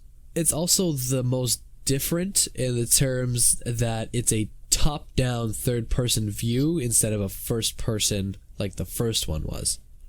You did your research. I did do research. I didn't play much of it, but I did a lot of research. I also found out that it was the biggest game of its time on a 6 megabit cartridge. It sure was, which I'm like, really? Even in 1990 or 89? Okay, yeah I guess I could see it, because there was a lot of different music. Yeah. The map was huge, and they couldn't just make one map, because they had to also split the game into different areas. Yep. Plus, I mean, the Earth and then space, which is surprising that I'm surprised that it's the biggest one, because not the next game, the game after was so large as well that I was surprised that it wasn't. Phantasy Star 3 is an immediate turnoff. Like, I could play Phantasy Star 2 as grind heavy as it was. Phantasy Star 3 can go to hell.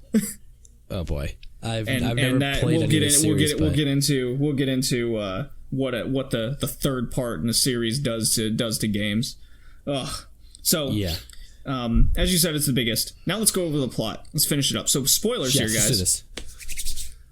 I'm ready to blow your mind on some plot here. Let's do this. I've already had my mind blown. I've played Metal Gear 2. This is definitely gonna be some cliff notes. But okay. So Nye, the half cat girl, right? Yes. She's your first person to join your party. Yeah. And you kind of learn about her history while you're investigating these dungeons. And the dungeons were pretty cryptic. That's why the strategy guide was kind of needed for the game at the time, that hint book, because they get pretty confusing overall. And as you said, the background seemed kind of boring. Because it almost seemed like it was made for the Master System, and they just kind of up-resed a couple things. Yeah. So as you're going through the dungeons, you're investigating the biomonsters. Well, it turns out that Nye is a biomonster. Huh. She's kind of a mistake. And in that fourth dungeon, you meet a clone of Nye herself. And Nye gets separated or whatnot, and she fights the clone one-on-one and dies. Oh. And Rolf, the main character, is like distraught. He's like, "Oh my god, what the fuck just happened?" kind of deal. Yeah. And the dialogue is actually kind of good on this. You get the feeling that Rolf is going through hard times, and Mother Brain reacts to them as kind of fucking her computer system up, and security takes the group into custody, and that's how they kind of get this. There's that big flood, and they go to the dam, so they pretty much have to override Mother Brain. Mother Brain gets pissed off. Then they go to space, and they start fighting robots. So there's all these different enemies that you got to fight now. It's no longer the same enemies that you've been fighting.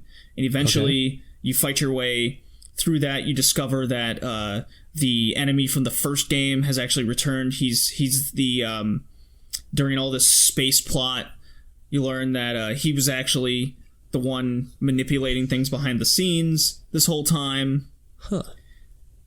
And you actually fight both that evil enemy and Mother Brain. Oh and shit! So Mother Brain was obviously behind that whole thing. And the game doesn't have a solid ending. And what I mean by that is the conclusion is up in the air. You don't know what happened to the characters. Huh. Which I found really cool. The payoff was there. And they don't tell you, they don't go over that in Phantasy Star 3?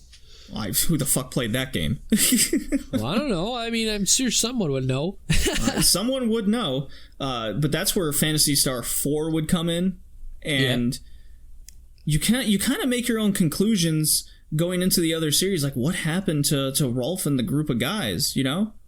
Yeah. What happened in space? What happened to Earth? Well, you start playing the games down the line, like, wow, okay, maybe that's what happened to them. Maybe they all died. Maybe they all lived. Maybe Rolf had a happy life, having half cat creatures. Maybe he went to Mother Brain and remade Nye. I don't know.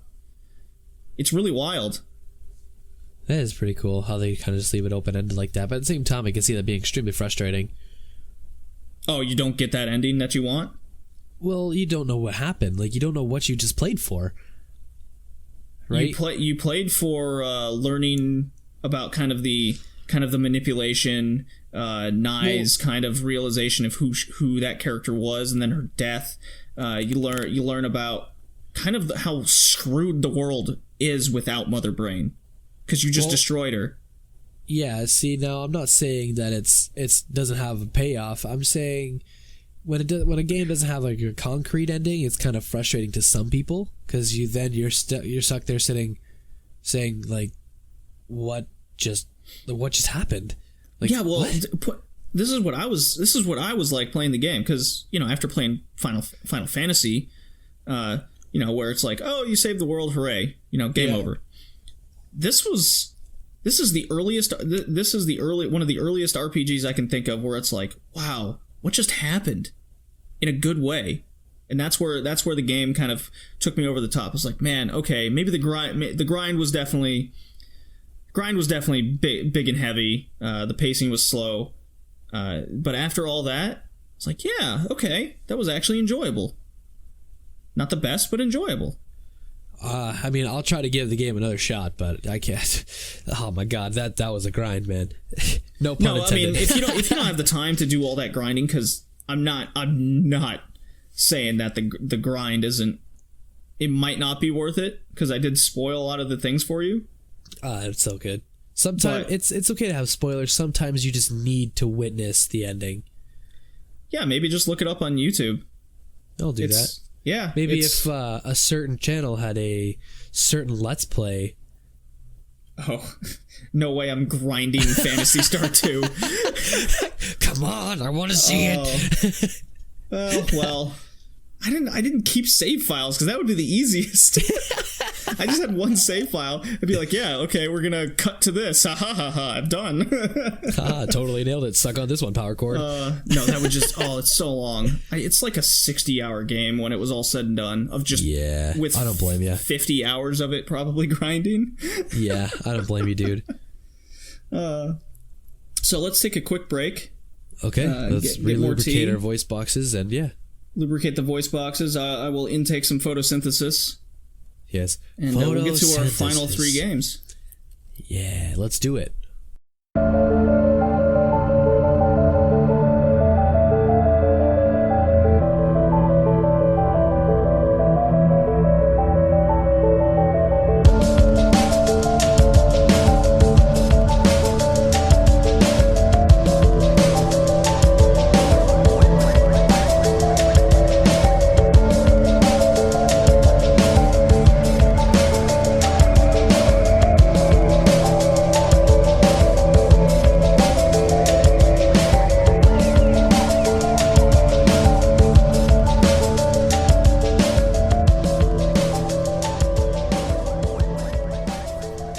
Welcome back to the Red Leaf Retrocast. We took our little break, lubricated our voices, intook some photosynthesis. I drank a little of the David's tea. Little sponsor tip there. You can bet your ass I will be intaking in some New Amsterdam vodka this weekend. But we got more. This weekend's gonna be crazy. Okay, anyways, we got 3 more games to talk about, and this next one's your pick, your second pick. The next one I picked, mainly because I hadn't heard of it, but I've heard of it, but I've never played it. Well, everybody's heard of this game. Everybody's heard of this game. This game is huge. Now, this is an icon. This game was published and developed by, again, Square. Yes, I know. Josh, you picked your Square games. Yeah, whatever. Get off my back. This game was for the SNES and was released August 6th, 1993. This game is called Secret of Mana. And it's a tough one to find these days, cart-wise. Yeah. It's tough. This is actually one of the few games I did not get to play a portable version of. I had to actually find a copy of this on Kijiji. Oh, nice. And for those of you who don't know what Kijiji is, it's basically like a localized eBay. So that's really all it is. Or Craigslist, for our American listeners. Yeah, so that's basically what I mean. We have it too, but whatever. So I had to find this off of Kijiji. And oh my god, then I had to find someone with a working SNES. Thank God Alec has one of those. Well, I actually got this game years ago when it was a bit cheaper. I just got it on a whim and I just never played it. I got it for $5. I got this years ago for $20. I just never played it. Cha-ching! What's $20? I'm a famous bowler. Yeah, you're a famous bowler. Come on now. We're sponsored. We're a famous podcasters. Yeah, we get like $7 a month. We have sponsors, so we're obviously doing something right. At least I hope we are. Anyways, I believe this game was iconic not only for the gameplay itself and the storyline, but I'm going to go ahead and say the game was iconic for the music and the way the sprites were. I think the series became... this game made the series iconic. Like, unlike Final Fantasy, how it made RPGs iconic, or Pokemon made collecting iconic, Secret of Mana kind of made itself iconic, which really separates itself from the list. Yeah, I mean, now we're talking about the time where Square is an RPG powerhouse right now. They were releasing game upon game, and they could do it. It seemed they could do no wrong. So when they released Secret of Mana, oh my goodness. That's not to say this game did not have a ton of issues Oh my god, yeah. When it was in development. Which we'll get into some fun facts later, but let's get to let's keep praising the game here. Yeah, so the music was absolutely amazing. That's one of the first things I noticed when I started it up. So melancholy, I love it. It's amazing. And then the sprites were really reactive, I'm always constantly, because I never really had a SNES growing up. Me neither. I didn't get one until I started making real money. So, well, I mean, yeah, but like it just amazes me. Could not rob my parents enough, I guess. It amazes me constantly how well Super Nintendo graphics were. Like, when I seen these sprites and the way they actually moved, it actually felt like how they should move when they're in combat. Like, when they lunged, when they would charge up, when they would get hit, they would knock back, and they would drop to one knee as they'd get up as like, you son of a bitch, kind of thing. Like, it was just incredible to see how these sprites moved, and it was amazing. Oh, and the sprite animations were awesome too. Just like you said, with the lunging and how, I mean, it wasn't turn based; it was real time action. Yep, that's what also made it really different for Square, because they're really pulling a lot from the Legend of Zelda formula. For sure. Yeah, you could definitely tell Legend of Zelda and Final Fantasy were really heavy influences in this, because it played more like a Zelda game, in the sense of if it's an action adventure type deal, but it was still Final Fantasy based because they had like that circle, the circle menu. Well, it didn't have your pause bar menu to go between characters. It was just this circle thing that would come up, and you would, turn to get your items or switch your character. The game controls themselves were very simplistic and easy to understand. Oh yeah. Now, those are good reasons that the game is iconic, but let's be realistic here. The game is iconic because of one feature, and it's a feature that for some reason gets overlooked, and it was actually, mainly because it's probably pretty tough to try to get this feature to work, but even still, the game was made iconic because it had multiplayer. Yeah, what RPG would do that? This is the only one I can think of that does it. Yeah, for the SNES, I mean, nowadays I'm sure we can find something. Like I said earlier, Dragon Age Inquisition. That's the best online MMO I'll ever play by myself. Yeah, but this is a couch co-op one. Yeah, this is a couch co-op, which I'm surprised you guys didn't bring up in the last one. Well, we actually held off on this game because I'm like, this will surely be in an RPG section. Let's save it. Perfect. So that's we did that on purpose. I actually vetoed Secret of Mana on the couch co-op episode.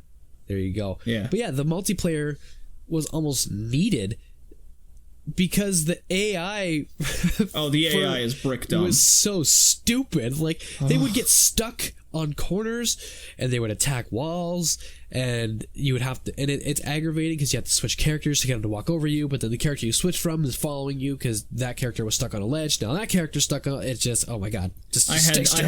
I had those girls stuck in between flowers constantly. Oh yeah, and then they would get stuck in between like 3 monsters, and then they would die and just thank God you got your wishes. Yeah. So it was nice because the reason it was iconic was because, like I said, the music, the way the sprites were, the sprite animation, and multiplayer. Also, it was the dialogue in the game was pretty humorous. At least I found, for the most part, especially at the beginning, when the first thing you do is you fall off a log. Yeah, you just don't go in there. Up, you fell. Did you hear that? We didn't hear anything. Guys, help me! I'm falling. They kind of just stare down. We told them not to go in there.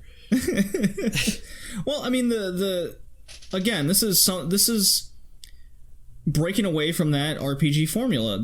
I think that also separates the game and made it iconic. Yeah. Mankind utilizes a power source called mana. Yep. Creates a great mankind creates this civilization. Basically, God gets pissed off and destroys the world, and history repeats itself. That's basically how it starts off, and it's gonna do it. So you're kind of given a foreshadowing of what the game is gonna be like. Yeah. And it immediately tells you that this. It is definitely unique the way they went about. Well, I can't really say unique. It's definitely interesting. That's what I meant to say. It's interesting in the way they went about starting to get the game rolling. Was because when you fell off that log, you found a sword, and then you pictured, oh look, it's like, a whole Sword of the Stone thing. I'm the chosen one. But it turns out it's actually this evil ghost. He's like, ha ha, you freed me. Now everyone shall fucking die. Yeah. He gets a voice in his head and he listens to it, kind of like a Moses type deal. Yeah. So I thought it was really interesting the way they went about it. Then the village just says, "This is your fault. Get the fuck out." It's like, whoa. And they really like drive the point home when one of the people you were quote unquote friends with at the beginning starts punching you in the face, and he keeps saying, "Your fault, your fault, your fault." It's like, man, did a family member die from the monsters or something? Like you're kind of left with. We'll get into that later on what that could mean. Yeah. Well, I mean, is at the point they really just, because the sword was protecting the village, and they're like, "This is your fault. Now we're all doomed. Yada yada. Now you're banished." So, but like that game, it was incredible. It was awesome. It's fast paced. Just some random dude just tells, "Hey, you got to repower that sword. You got to go to these 8 mana temples," and that kind of leads you to do that's your reason for journeying. And you've been kicked out of your village, so they're just like, "Okay, what else am I gonna do?" One of the most annoying features though was the unconscious feature, especially when you're trying to fight the first mini boss, like the tutorial to the combat system. Okay. Is how he just every time you get hit by anything, you go unconscious, you just lay on the ground. Oh yeah. Oh, it's like you just got punched. Your character got punched by Mike Tyson. Oh, I wanted to lay on the ground. I'll just be over here for a little bit. Yeah, I'll stay here. Just leave my ears alone, please, Mike.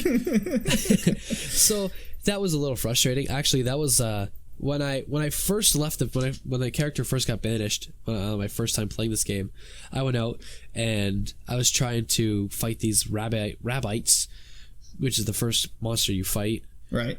I'm trying to learn the timing to go from 0 to 100 and trying to time it so right when it hits 100 I can, do the full power strike. Yeah, it wasn't like Zelda in the fact that you could just randomly swing in all directions all the time, constantly button mash. You had to actually kind of develop a strategy because of this percentage meter. The higher your percentage, the higher the attack power. So it really made you think about battles, or at least be more patient would be a good word to put. Yeah, and not only that, but it also included the fact you had some weapons that you had to charge up. Like I know there was a spear you could get where you could charge up an attack. And not only did you have to wait for your attack bar to naturally hit 100 so you can do full damage, but then you charge it up again to 100% to do more damage on top of that. Yeah. So you couldn't go swinging around blindly like you would have done in Zelda. Yeah, and your other characters would get other weapons, and they might do something more. The magic system was a bit broken in the game, because every time you go to a mana temple, you essentially get that element as a magic power, and that was so easy to abuse. I felt like I was breaking the game. Yeah, Square really had a hard time trying to deal with magic. We'll definitely have to go into a bit more in the development, and that's part of it. Yeah, I mean, Square was having a tough time with magic as it was. They were trying to break away from just the charging system that they really had, or the charge system they had in Final Fantasy. So they were trying something different and new. I mean, it kind of worked out, but it didn't really. I don't know. Luckily, the story was interesting enough, and that co-op option just makes the game so good. It was I want to touch on the development issues that leads into such things as, how about the interaction with the chests? You just violently shake it away from your body. Yeah, that was funny. If you walk up to a chest and let's say you're too close to it or too far from it, your character will pick it up above his head, and then he has two animations. He has above his head and in front of his body, but he shakes the ever-living shit out of this box and then throws it down. But if you're too close or too far, then he either has it behind him or like way in front of him, and it's kind of just like magic. Yeah, it's I found more often than not, the more I played the game, that those chests would have bombs or spikes, and I was just like, God, do any of these chests actually help? Yeah, it's almost like whenever an enemy would drop a chest and you open it, it's the enemy going, fuck you, because you killed it. Yeah, pretty much. You piece of I will show you. My ghost will leave this bond. Revenge. Yeah, for real. No, when the first treasure chest I ever opened, I actually paused the game and I laughed for a solid 5 to 10 minutes. That was one of the funniest things I had ever seen, and I was not expecting it, which is why I love the humor in this game at the beginning anyway. It really sets the tone for the rest of the game. No, the humor's there. I mean, you travel the world being shot through a cannon. Yeah, and so and you just land on the ground. Ugh. Yeah. Whew, that was... Oh, made it. Let's do 10. Yeah. Oh, boy. So... No, yeah. Man, could you imagine if this game was actually properly developed? Because I found myself going in circles all the time, stairs that would lead nowhere, rooms that were just dead ends. Things like the chest animation not being so violently awkward, the hit detection being off quite a bit sometimes. Like if you were the girl and you had an axe, you would miss constantly. Yeah, that was all part of hit detection. Girl, by the way. Yeah. Did I say little guy? Little girl. No. I said dibs on the little girl, by the way. Oh, okay. Oh boy. It felt with the abuse of the magic system that would have been refined with more development. I read through sources, whether it was past Polygon articles or just random things online. The old Nintendo versus Sega Secret of Mana was part of.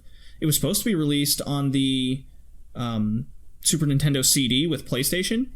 Okay. And then when that was pulled, a lot of the game had to be cut to be fit on a cart.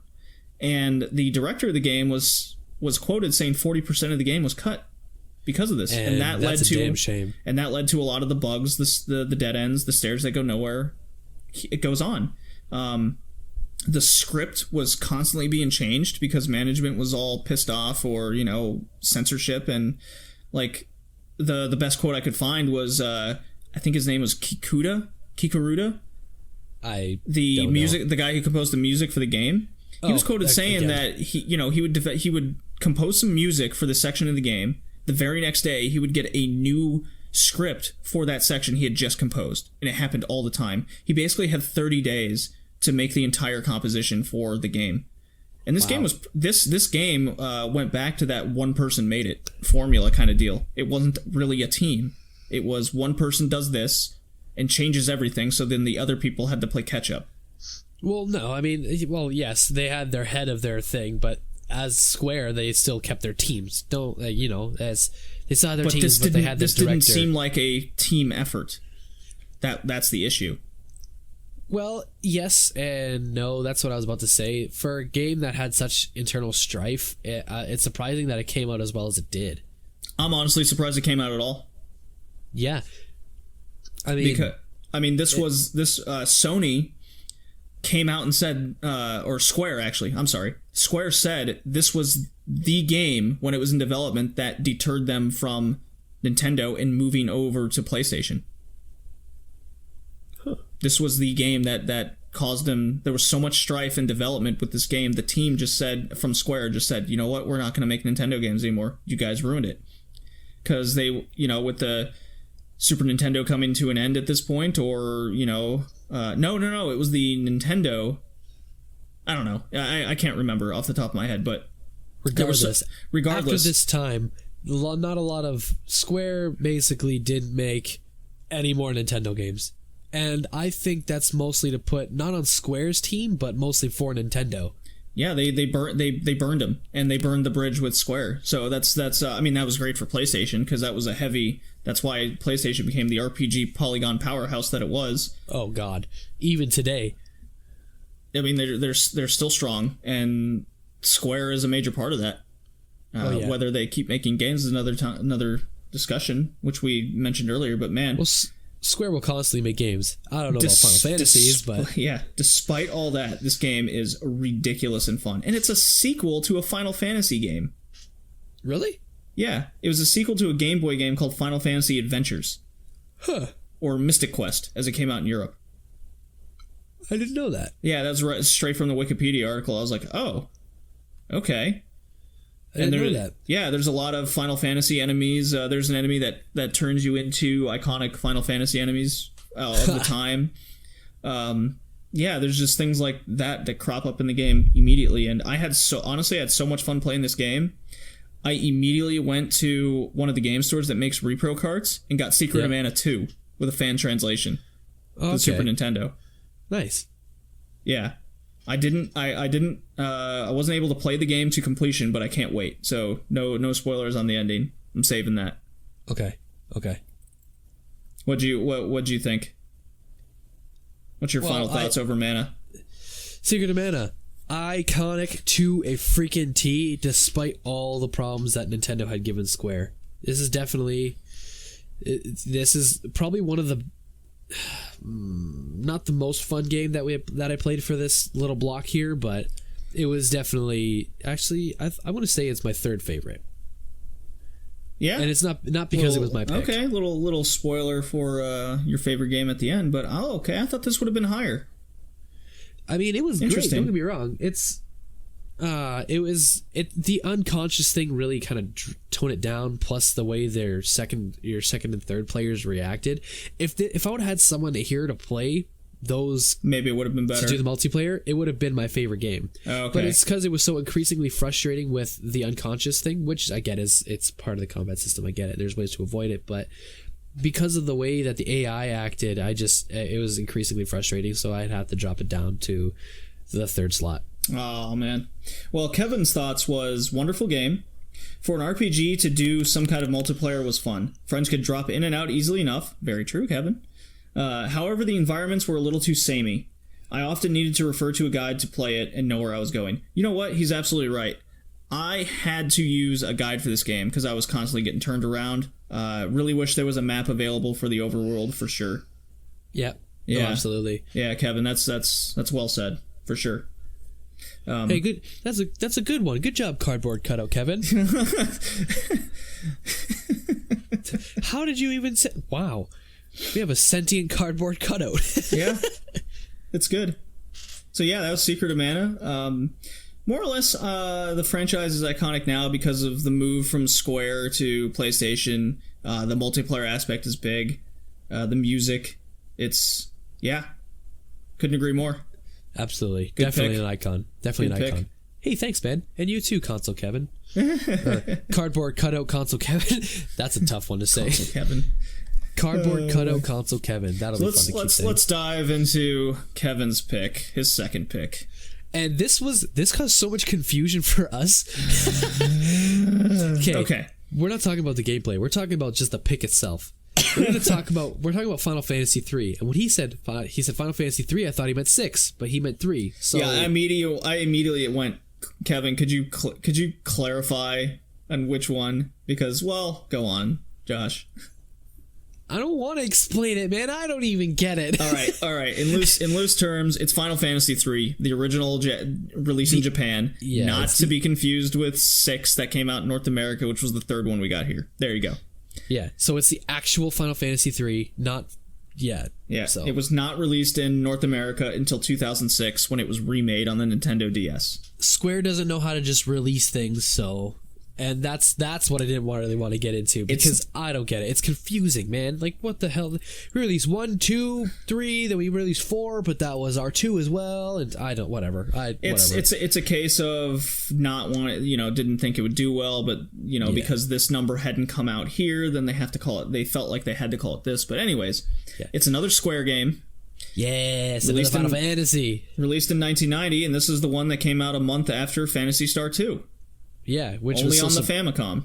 Yeah, which was why. Yeah, it was on the Famicom, which was incredible because it's 1990. But what I was surprised about was the fact that because this game is large, man, this game is huge. They took Final Fantasy 1 and 2 and then made it bigger and harder and harder and more fun and harder. And it's definitely an iconic game. Simply because it was the first numbered Final Fantasy game, not like Tactics or first numbered Final Fantasy to release the class-changing system. Yeah, I have words about that. I played the remade PSP version. Okay. Myself, that was downloadable on the PSN. I actually bought this many years ago, just never got around to playing it until now. Okay. I actually played it on the. I actually played like 4 hours of it on the plane. Oh, nice. Yeah, when I was away for work. But the plot is very, very odd to say the least. How it starts. It's very Final Fantasy-esque. Don't get me wrong. Yeah, it starts off a little silly. But you're 4 orphans. You stumble in a cave that opened after an earthquake. I'm like, all right, some geology there. I'm a geologist at heart. Whatever. I like rocks. I like rocks. They find a crystal. Big shocker there. Yep. It grants them a bit of power, and it basically just says, restore the world. Go find the other crystals and fix it. Go find the other crystals. And the orphans go, all right, peace out. We're going to go find these crystals. The best part is... Okay. The best part is they go up to their adopted parents, or I guess their whatever parents, and they say, yeah, Crystal told us to go save the world, so we're going to do that. And the parents they just said, yeah, sure, bye. Yeah, it's like, wow, a lot of love there. Yeah, okay. Yeah, it's much as the formula is much as the same as you said as the first two Final Fantasy, and it refines and adds it. So now we can go into the character system or the class system. Okay. Because it's more or less what we explained in Final Fantasy 1. Yeah, it develops more upon, instead of just your class kind of upgrading to the next section, you can actually change your character to a bunch of different classes that you want it to be. Now, what sucked about it was there were certain ones that were absolutely useless. Sage, I'm looking at you. Oh, man. There was just some that were way too strong that... It broke the game. That it broke the game, but there was really no point in doing anything else. Magic Knight, I'm looking at you. Really? Because that broke the game for me. Just made everyone Magic Knights.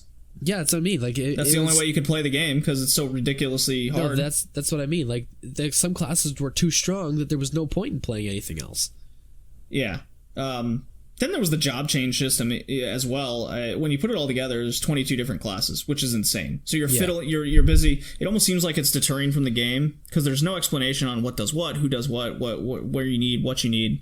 Yeah, you kind of just go in and figure it out.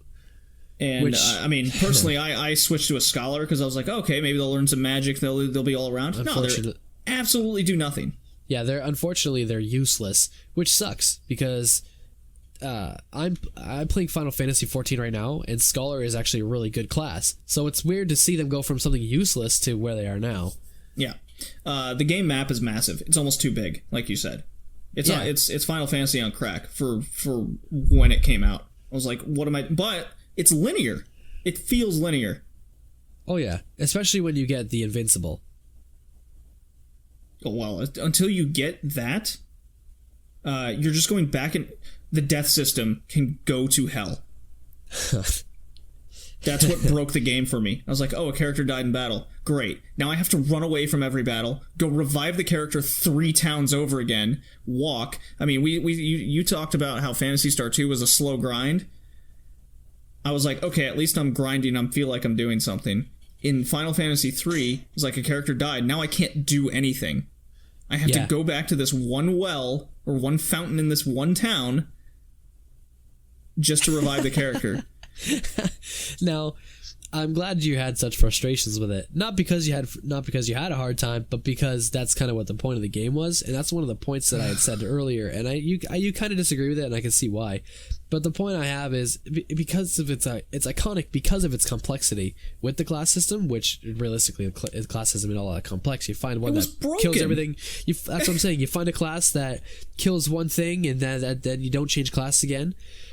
But the balance issues was so bad. Why even have these people if they can't do anything in the game? Exactly. So until you find those, it's a complex system. Until you find those, that's the thing.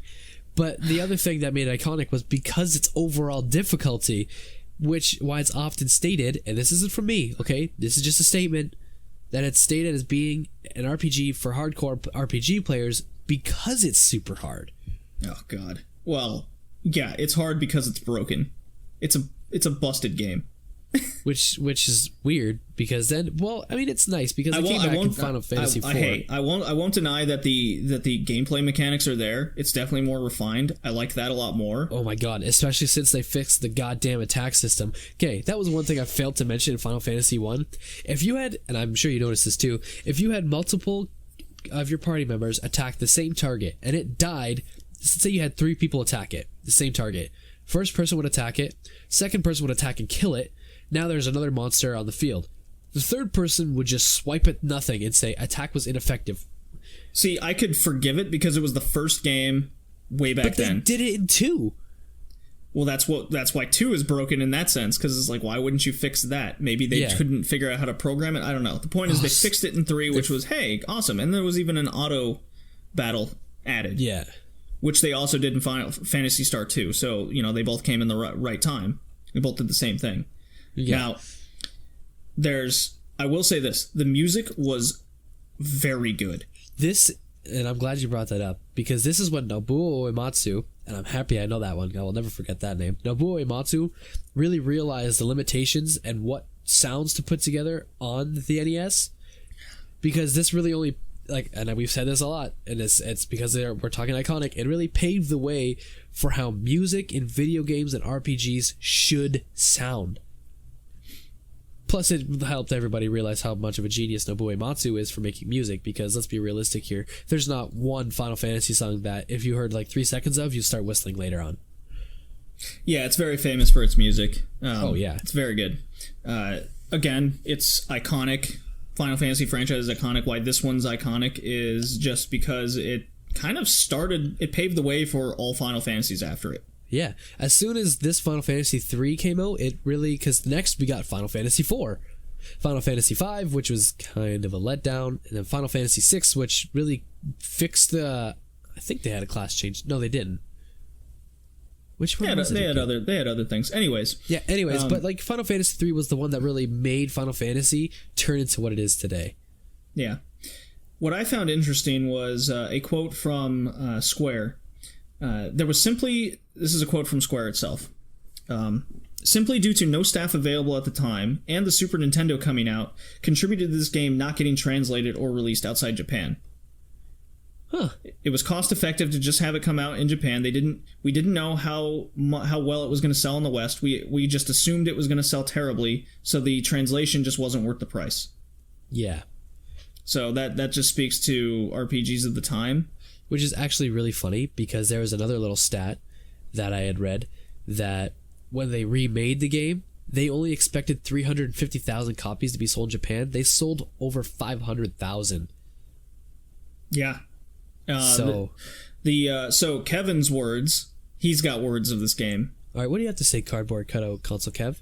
So, Cardboard Kevin says, the DS version encounter rate is way too high. Which, yeah. I didn't play the DS version, I played the PSP version. I didn't notice an encounter rate that was too bad. If you want to play the DS version, it's on Steam. Oh, well, I mean, it's like $10 anyways. Yeah. He says the characters have no personality. The DS polygon models are ugly. Yeah, oh my god, yeah. There's those shitty little chibi forms, but not quite chibi. Yeah. Yeah, they're really odd. He goes, the job system blows. You're right, Cardboard Kevin. And his favorite word is, I hope you enjoy everyone's classes, because this boss says you have to be dragons now, which is a good example of the game just saying, I hope you enjoy playing the game, because you can't do that anymore. Yeah, it was stupid. Or you would, like we said earlier, you find the one class that just kills everything, no problem, and you just turn all 4 of the characters in that. Yeah, well, as soon as you switch the job class, you have to start over the leveling up, because they don't know that job class, which makes sense, but when you have a boss, like the one he's mentioning, I stopped playing after that. I was like, oh, okay, I can't be any of these classes anymore. Great. Now I have to go grind for like 3 hours. Screw this, I'm done. Yeah, no, I don't blame you. Yeah. I don't like this game. This was my least favorite on the list, bar none. It wasn't even close. This is my second favorite. Really? And this is my least favorite. That's interesting. It's because I know the class system was broken, but it just added so much customization to such an early era game. That's why that's why it's iconic, is because of all the customization you could do. Plus, I mean, the music was incredible. The game was just so freaking huge, man. Which is why I was surprised that Phantasy Star was even bigger than it. And at the time, it was one of 3 highest rated games in 1990, which were the other 2 were F-Zero, which we covered, and Dragon Quest IV. Aha. Well, speaking of Dragon Quest, that was my second pick and the last game we're going to cover. Yeah. No, I didn't. I picked a Dragon Quest game. I felt like I had to pick a game on the franchise, from the franchise. It's very iconic. It's Final Fantasy's rival. Yep. Which is why we had to say Square, because it was developed by Chunsoft and published by Enix Corp. Right. And funny thing is, Chunsoft became Spike Chunsoft, which still makes games today, but they're the graphic adventure games. So are you familiar with the Zero Escape and Danganronpa? I've heard of Danganronpa, but I haven't heard of the other one. Yeah, so they make those now. Okay. So the game I ended up choosing was, as you said, Dragon Quest IV was the highest rated, arguably the best game in the Dragon Quest franchise. Yeah. I picked the sequel, Dragon Quest V: Hand of the Heavenly Bride, which did not get even released in North America. The only thing we had were fan translations. Well, it did get remade onto the DS. Yes, it did get remade onto the DS, but which was really funny because if you think about it, and I know we talked about this before, but to the listener, a lot of these games were re-released onto a handheld, either the DS or onto iOS or Android. Yeah, and like I said before, I played mostly all these games on handhelds, with the exception of Secret of Mana, and I actually played Heavenly Bride, Dragon Quest V on both. I have a fan translated Super Nintendo repro cart of Dragon Quest V, and then I had bought the DS remake when I moved to Canada, and I just hadn't gotten around to playing it yet. Now I had a reason to play it. I had a very good reason. Again, this is another playing. I started playing the Super Nintendo one, and then I had to go off for work, so I was like, well, I guess I'll just continue the game on the DS. No, absolutely.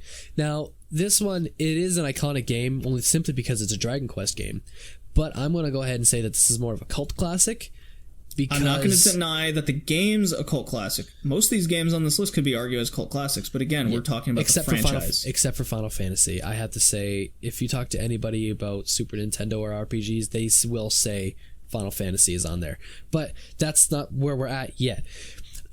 This game is more of a cult icon because it was never released, quote-unquote, released outside of Japan. So those who had it were lucky to have it because it was neither just was a translation. Final Fantasy 3. Yeah, but we didn't get Final Fantasy 3 the same way. That's why I mean, like, that game's not. That's the same. They're in the same boat. They're iconic, but they're a cult icon because it was never released until the DS remake. That's not why we picked these games. We picked these games because the franchise is iconic. Yeah. We picked yeah. RPG. Absolutely. Yeah. So, the game was released in '92, and it was actually the other reason why I picked it was it's the first Dragon Quest game that didn't come to the West. Mm-hmm. Because Enix thought that, well, they didn't think Dragon Quest 2, 3, and 4 didn't sell very well in North America, so they said, "Screw it, you guys are not getting 5." Yeah, and the extra and the English translation, another case of that where the extra cart cost, just they didn't see it as necessary or needed. Yeah. Because, like I said, they figured if they wasn't selling in North America or Europe, then what's the point of bringing it over there if they're not going to buy it? Yeah. So let me go into the game now. Yep. Go ahead.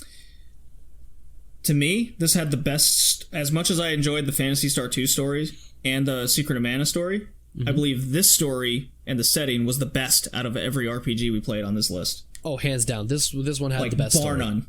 This had the best story. This was number 1 on the list.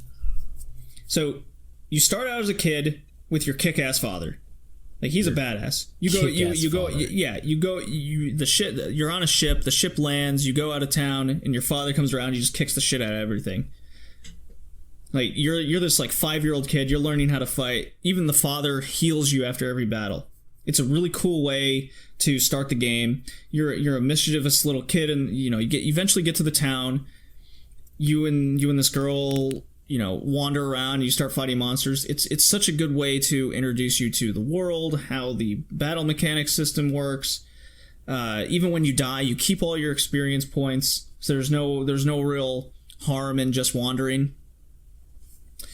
It's perfect. There's even a twist in the and it's I wouldn't say it's a spoiler since it's the immediate beginning of an RPG. Mm-hmm. Your father dies. Basically, these bandits or random people just come and kill him. Yeah. Like, holy crap. And the kid's sold into slavery. Well, I mean, what else are you going to do with the child, right? I was like, oh my god. Yeah, and then it cuts to like 10 years later, and it's him escaping, and he just goes out. He's like, why did my father die? What the hell? There was some reason behind it. And you're like, wow, okay. So he's like, he's 14, 15, whatever. He's off to go look for the hero. Yeah, and he's just called the hero. Mm-hmm. You name him whatever you want. Yeah. So it was great. Your story is, my father died. Why'd he die? I was put into slavery. Yeah, I got some angst. Yeah. I got some teenage angst. Yeah, like My Chemical Romance. What about it? Oh man, it's so good. And then as I was playing the game, the story takes place over the character's life. So it's not just this short amount of time. No, it's that's why it's praised as one of these icons, because it's praised as one of the greatest RPG icons of all time due to the emotional storyline and it's one of the best coming of age stories ever, really, because it does, like you said, it travels through actually 30 years of his life. Yeah, it's 30 years, correct. The character even gets married. You can choose which person he marries. I mean, Barrett, you only have two choices. Now in the DS version... Yeah, I was going to say, in the DS version, there's a third option, which is actually more of a funny option. You're the best slave ever. Right. Oh, boy. Yeah, the DS version was different. The DS version had a different dialogue. It's kind of improved. The story's still there. You can now pan the screen around to find additional item. It looks amazing. Now there's the main mechanic. Now it's still your party of 4 kind of deal, but this is the game that introduced kind of monster collecting, kind of the Pokemon type deal to it,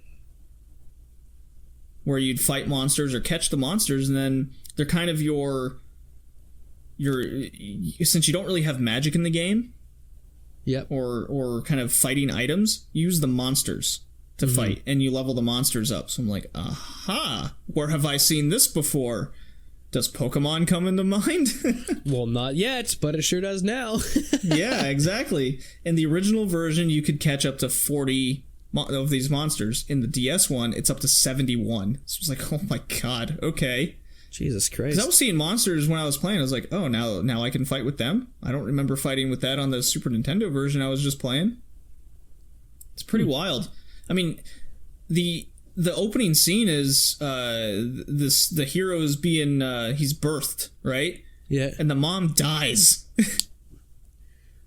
Or so he thinks. Right? You know, it's like, did she just die? I don't know. Yeah. Oh, it was all a dream. Or was it? It's like, come on. Yeah. But it's good.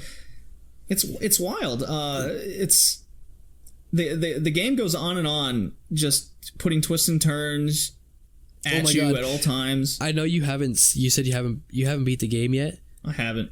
But for you and for the people who are going to go play this game after, the ending is super, super sad, but also super pleasing. And I can't wait. I want to tell you, but I can't. No, and I can't wait you for you. No, you can't do that to me. I can't wait for you to message me and be like, you motherfucker, you were right. Yeah, I really can't wait to continue playing this game. This was kind of a blind buy kind of deal. I was like, you know what? I don't have a Dragon Quest game for the DS. I should probably get this. And being how much I like this game, I'm probably going to go either find a repro card of Dragon Quest 4 or find a real cart, or go get it for the DS. Now, the reason that we put the Dragon Age games on here, not just as a game, Dragon Quest, sorry. Look at me go. The reason we put the Dragon Quest games on here was not only because each game is incredible and really kind of set the path for RPGs, but it was more so made popular because of the art style. Thank you, Akira Toriyama. Or as you guys don't know, the rise of really anime in North America, which was Dragon Ball Z, who is the same artist. So that's why Dragon Ball and Dragon Ball Z, yeah, same guy. I love the arts in this game. It screams what I like. So I mean, anime, video games, JD's already set. Yeah, I'm set. There's no doubt. When Dragon Quest 11 or 12 comes out for the Switch, you could bet your ass I'm getting that. Oh, same here, dude. Like, no question. Oh, I can't wait. The grinding in the game wasn't too bad. It was probably the least grindy next to Secret of Mana out of all the games we played. Oh yeah. Although it was fairly easy to get lost. Kind of wish there was a hint system built in somehow. You know what I mean? Some type of NPC guidance. I did have to consult some sort of walkthrough every now and again just to figure out where I needed to go. It didn't get too fetch questy like the first Final Fantasy was. Yeah, no, I agree.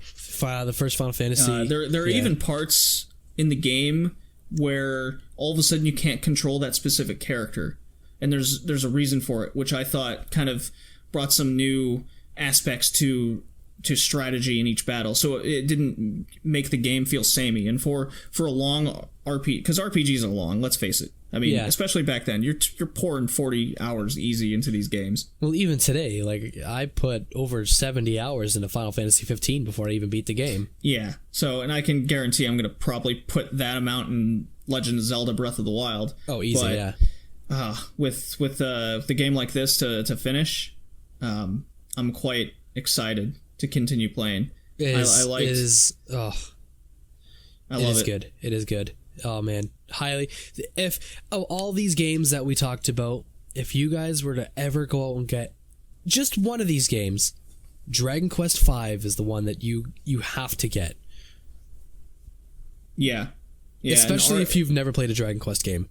Yeah. Well, arguably 8 is the best next to 4, but from what I've experienced in Dragon Quest V, why it didn't come out to the West initially, it's too bad. But it did get over here eventually. Yeah, it made its way. That's mostly because, well, they're Square Enix now, and Square is like, when they realized, hey, RPGs are starting to finally take off, and they kind of like anime over there, so Akira Toriyama, how about this? Yeah. Well, Kevin said he didn't get too far into the game, but he definitely wants to finish it, so he seems to be as hooked as I am. Well, let's hurry up and get on that cardboard, Kevin. You only have so much time. Oh, yeah, no kidding. Well, that concludes our games, unless you got something else you want to say over Dragon Quest. Not Dragon Quest. There was 2 things I forgot to say, one for each game. Okay, so for Secret of Mana, I forgot. You don't just level up traditionally, you level up your weapon skill. That's what made it so much different from the other games. I knew there was a point I was missing. You level up your weapon skill. Oh, yeah. That was one thing I had forgot about. That's what made it so interesting. So this way you tried to stick with the same weapon instead of just like, hey, look, I found a new sword. Hey, look, I found a new spear. Hey, look, I found, So that was cool. Also, Final Fantasy 3 was a lot easier than Final Fantasy 1 in the sense that it had a goddamn map, but what made it tough was they were just blinking dots. And you didn't know what the hell they were. You just knew that they were blinking dots. It's very arbitrary. Yeah, But the game was linear anyway, so it didn't even matter. So, to run through the games one more time, we played Final Fantasy, which came out on the Famicom and NES, Pokemon Red and Blue, Game Boy, Phantasy Star 2, Sega Genesis, Secret of Mana, Super Nintendo, Final Fantasy 3, the Super Famicom, the actual 3, later ported to the DS, and Dragon Quest V, Super Famicom, later ported to the DS as well. What was your favorite? Like I had said, Dragon Quest was the favorite of all the ones that I had played, because it like I had said before, it was an incredible coming of age story. I haven't played it all myself. I looked up the ending really quickly because I couldn't really see myself playing too much of it. Oh, you suck. I know. I know. I don't do that often with games, but this was the second last one that I had played. I have my list. I went myself, my picks, Kevin's picks, and then your picks. Okay. But I didn't like I did. So I went Final Fantasy, Secret of Mana. I didn't even play Pokemon in all honesty, because everyone who's played Pokemon does not forget Pokemon. Then I went Final Fantasy 3, then I went Dragon Quest, and then I went Phantasy Star 2. That was the way I played the games, and the reason why I stopped playing was because it was so close to the end of the list that I was kind of trying not to rush through, because I was still enjoying the games. Right. But I was so invested in the story, and I had to get into Phantasy Star 2. I was like, I need to know what happens. I need to know. I see. Okay. And I don't have a Super Nintendo, and because if I wanted to play a Super Nintendo game, I had to go to Alex's house. Well, I haven't been.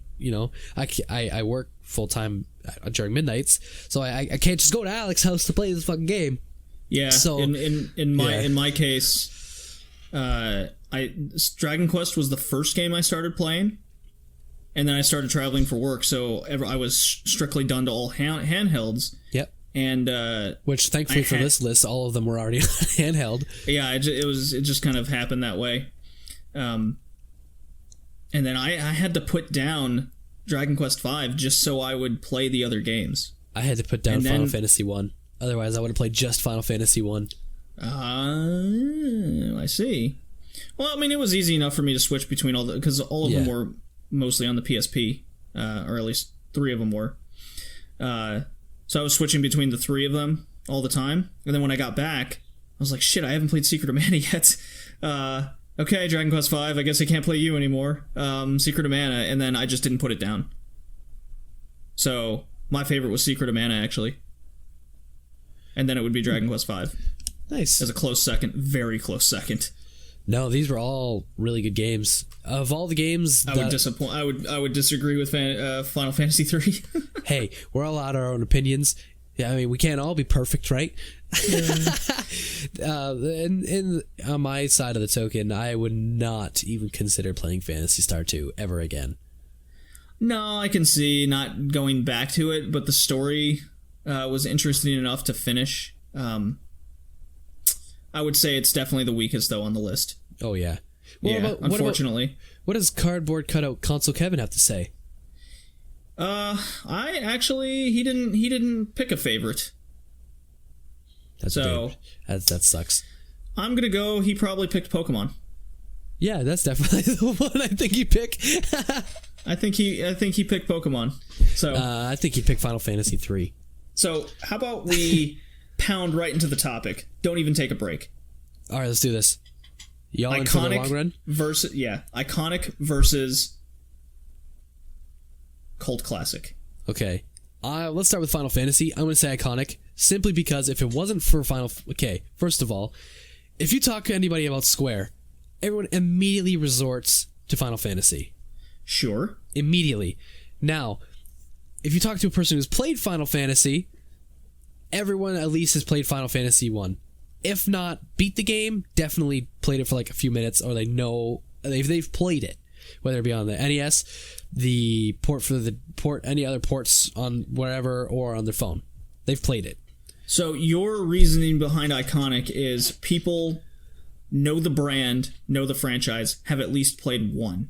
It's staple. It's a staple. It's a staple. Yeah, it's a staple of Square. So yes, for the console, iconic. For the brand, and like I said earlier, for Final Fantasy, if it wasn't for Final Fantasy, RPGs probably wouldn't be the same thing as they would be today. You know, you're not wrong. My other my reasoning behind iconic, and this could go into what's considered cult. Yeah.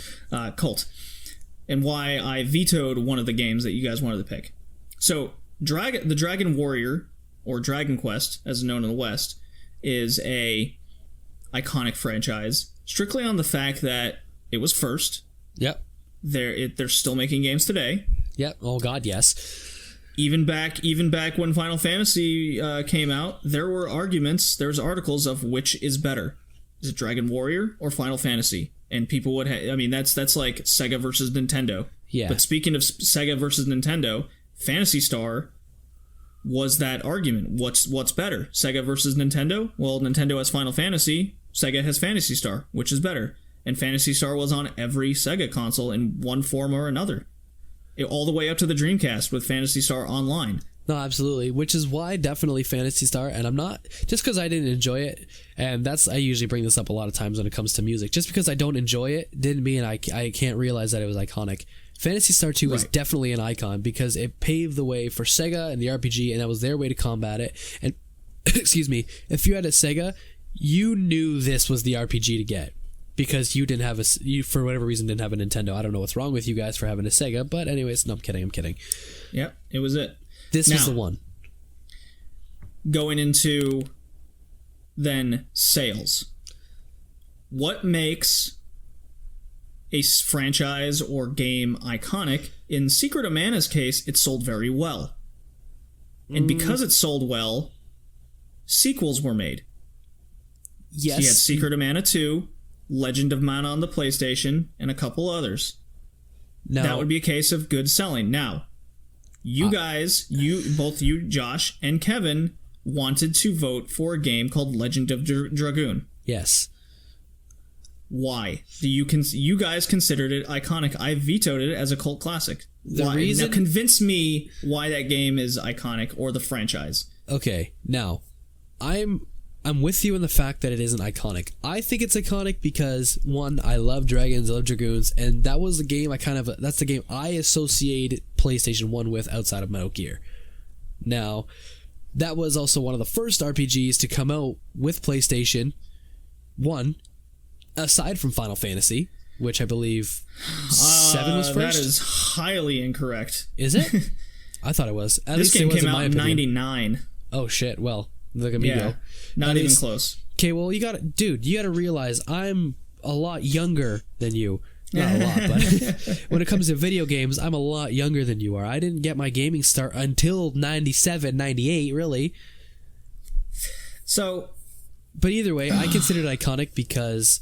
Well, no, I don't consider it iconic. I do agree with you in the fact that it is a cult icon because not everyone has heard of it.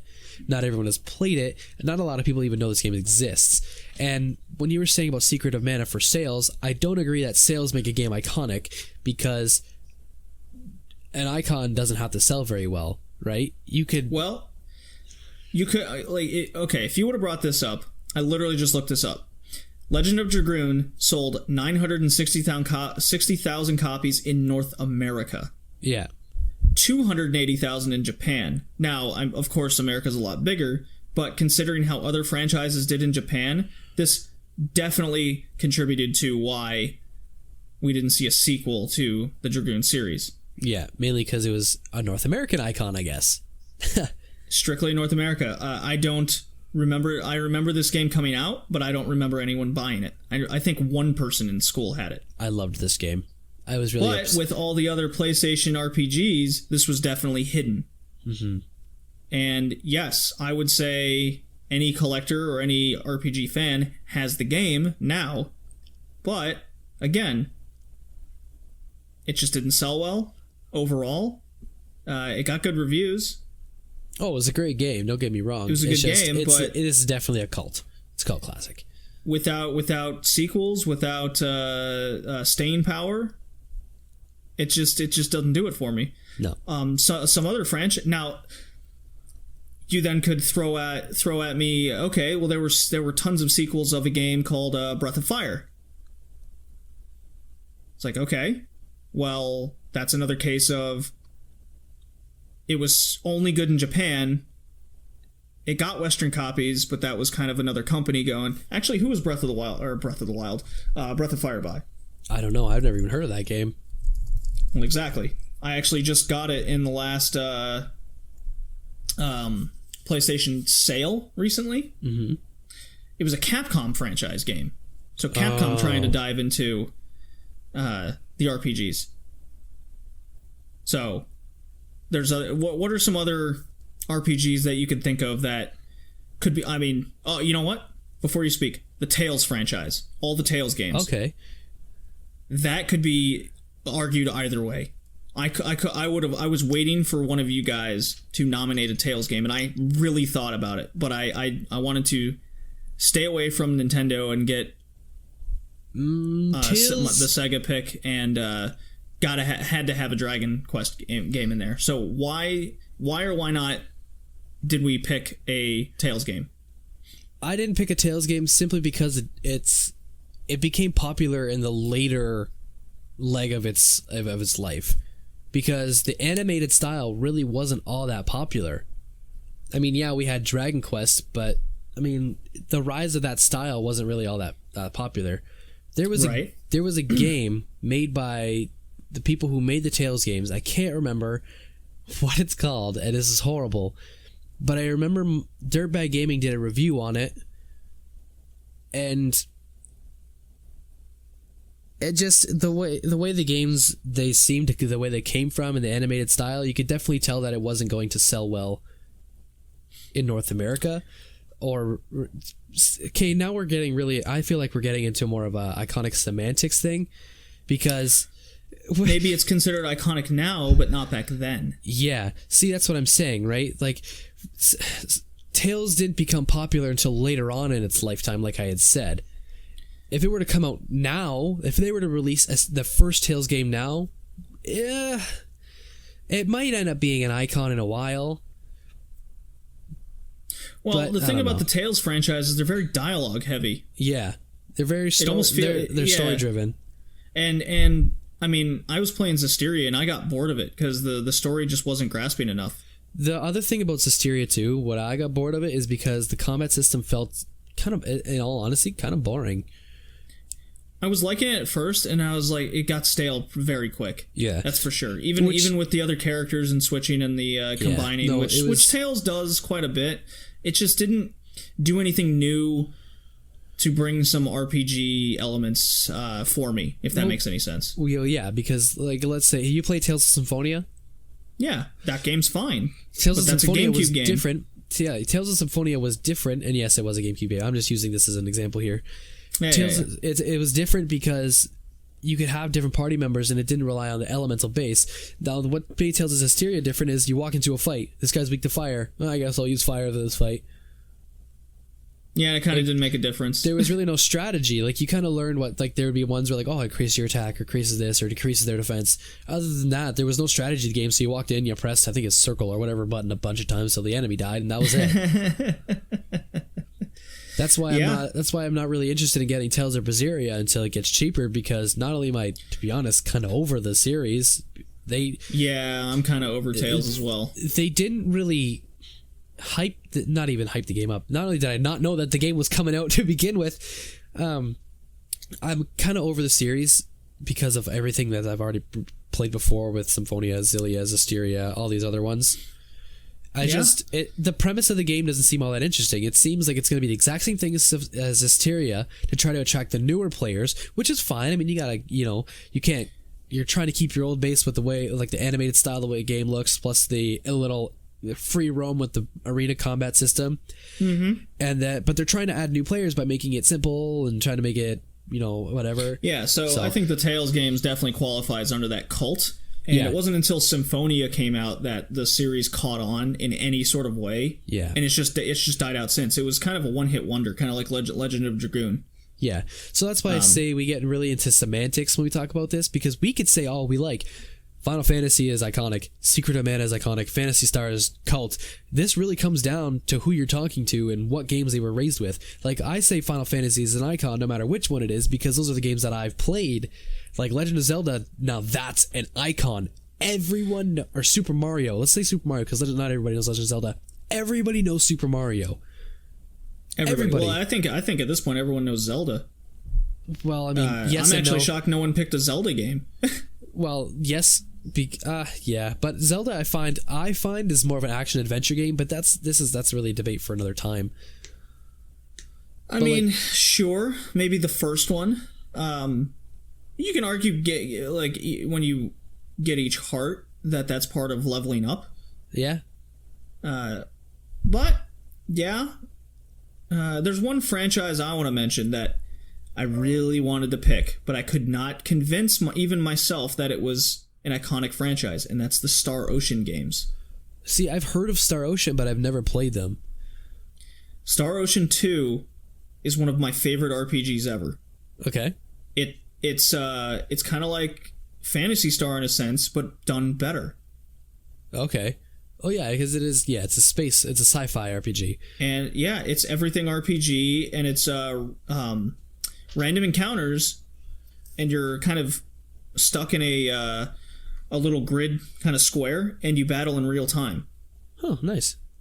Yeah, and they still making games today. A new one came out last summer. It's very similar to Tales of Zestiria, but the battle system's done a lot better. As in but it's still kind of this plain-esque game, but it's still nowhere near as bad as, I want to say, the PS3 Star Ocean game. Yeah, I've played that one at Alex's house, and it is not that great. Yeah, it's not good. Luckily, the new one kind of makes things better.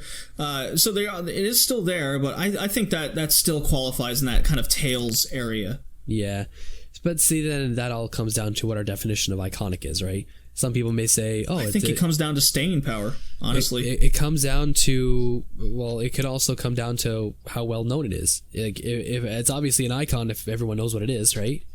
Everyone I talk to who likes an RPG and they have Super Nintendo, someone brings up Secret of Mana in some form of fashion. Yeah. Final Fantasy's always mentioned. If anyone's an RPG fan, they mention Dragon Quest. Yeah. A lot of people argue that it's better than Final Fantasy. That also depends on what you like, right? Final Right? Fantasy and was then more if based. you're a Sega person, you were Phantasy Star hard. That's true.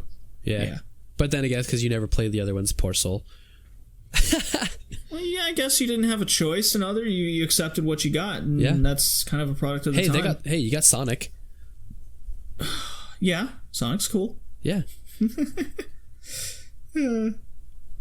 I think that about does it. I mean, we went over our games. Yeah, I'm curious to what your favorite RPG franchise is. Favorite RPG franchise? Yeah. It comes down to Final Fantasy, man. Yeah. I'm on a personal mission right now. After playing 1 and 3, I'm going to go from 1, beat 2. I'm going to play them all in order. I'm going to. Oh boy. So that's what my personal mission is, along with just the main numbered ones, right? Yeah, the main numbered ones. Like, I'll get to tactics eventually, but I'm not looking forward to getting to 7 and 8. I mean, I am. Why not? I am, but I'm not, because how long they are. But in all reality, all the Final Fantasy games are really long. Truly, if you've already played them to completion, you can skip them. Yeah, but I mean, I've played Final Fantasy, but I've never beat them. I've 7 and 8. I've played them. I've never owned the games. That's why I've played so many games. But like, I have a pile of games that I'm working on right now. Like, just the pile of games I'm working on right now. I have Persona 4 I started up, which is a game you cannot play casually. Final Fantasy 12. I have... Boy, you want to talk about an iconic franchise. Is Persona getting up there now? Yeah. Persona's... Yeah, it's getting up there now. But still, that's still regarded more of a cult classic because not everybody's heard of Shin Megami Tensei. Right now, well, that's... You could argue that's a totally separate series. That's definitely a cult series. Well, I mean, that but direction, the Persona series with 3, 4, and now 5 coming out this year... That's 3 games. That's getting into the... I'd say that's getting into the iconic franchise. Oh yeah, they're definitely becoming iconic. As of right now, or maybe even like a year or two ago, I would have definitely said just cult. Oh yeah, for sure. Because it was just the 2 games, and it almost seemed like only anime fans liked them. Yeah, or people like I went to this would have been a pickup. I went to a game store. I would have looked at it, seen that it was an anime style, and I would have not known what the hell was happening. I would have seen Teddy in the bottom left. I would have seen a guy with glasses. I would have looked at the back and seen that it was an RPG. Oh boy. So that would have been my way of buying it, and then I wouldn't have even known there was an anime until Alec would have said, hey, there's an anime. So I wanted to bring up a one game. Sure. And you could argue this is right up there with Secret of Mana. Okay. Chrono Trigger. Chrono Trigger is in the same boat as Dragon Quest, though. In the case where people who have played it would consider it iconic, but the people who have never played it would have considered it cult. Because not everyone has heard of these games. I don't think that's in the realm of the Dragon Warrior series. Well, I mean, the only reason I say that is because of the art direction of Akira Toriyama. Because we haven't gotten a Chrono game since the PlayStation. Yeah. I mean, it's well on its way, but I mean... You got Chrono Trigger, Chrono Cross, and then dead. Yeah. Just dead in the water. I mean, the Chrono game's well on its way, I'm sure. Secret of Mana, however, got... That just ran through development and translation errors, but the games still came out, which speaks volumes to the following behind it. Not to say Chrono Trigger doesn't have a following, but I don't know. It's a single game. I mean, at the same time, the Chrono games could have easily just come to the end of their story. Yeah, they were really kind of standalone, and yet there were still sequels at it. I actually had... There was actually a fan-made direct sequel to Chrono Trigger that was cut. And you can get a repro cart of this fan-made sequel, and it was made to like 98% completion. Oh, wow. Yeah, it's called like... Chrono Trigger Crimson Blood or something, or Crimson Tides. Okay. Let's search it out. It's good. Now, if that came out, that would have been 3 games. It almost seems like there has to be at least 3 games. You know, that's because you get your trilogy minimum, and that gives you kind of the argument of, yeah, okay. Well, I can't really say that, because then... Well, my only argument to that would be, like, look at Medieval, right, for PlayStation 1. That was an iconic game for just the PlayStation 1, though. I don't know. That's as well as one of the early release mascots. It's obviously not a PlayStation mascot now. I think that's kind of more of a mascot kind of situation of the time. Not really. I like cult classics and I always refer to cult classics. It always seems to go to RPG, that genre. Well, RPGs just have like such a heavy following because they have more sustenance to the game. In a shooting game, you go around, you shoot things, you beat the game, I guess. You beat the big final alien or whatever. Driving games, like we said before, all you do is you race, you win, you championship, you call it a day. Then you have, well, what else is there? Shooting, RPGs, action adventure. You travel to the end, you find the boss, you beat it. Platformers, you get to the end of the level. Really, so RPGs have such a high following because it has sustenance to the game, because they have the best stories, I find. Well, and when an RPG gets a good following, they end up making sequels to it. It almost seems like there's many if it's successful. Oh yeah. Look at Final Fantasy. I really think staying power, and it almost seems like if there isn't sequels to it, it proves that it didn't do well. Maybe it's a one-off, and therefore it becomes a cult classic. I kind of see that's what happened to Chrono Trigger. That's right. Unfortunately enough, as great a game as it is, and the reviews it got, it's really only the one. Even Chrono Cross that came out, and that was just kind of it's a Chrono game. It's literally going solely off the one game. Yeah, that's and Breath of Fire I mentioned there. Yeah, there's 3, 4, 5 sequels to it.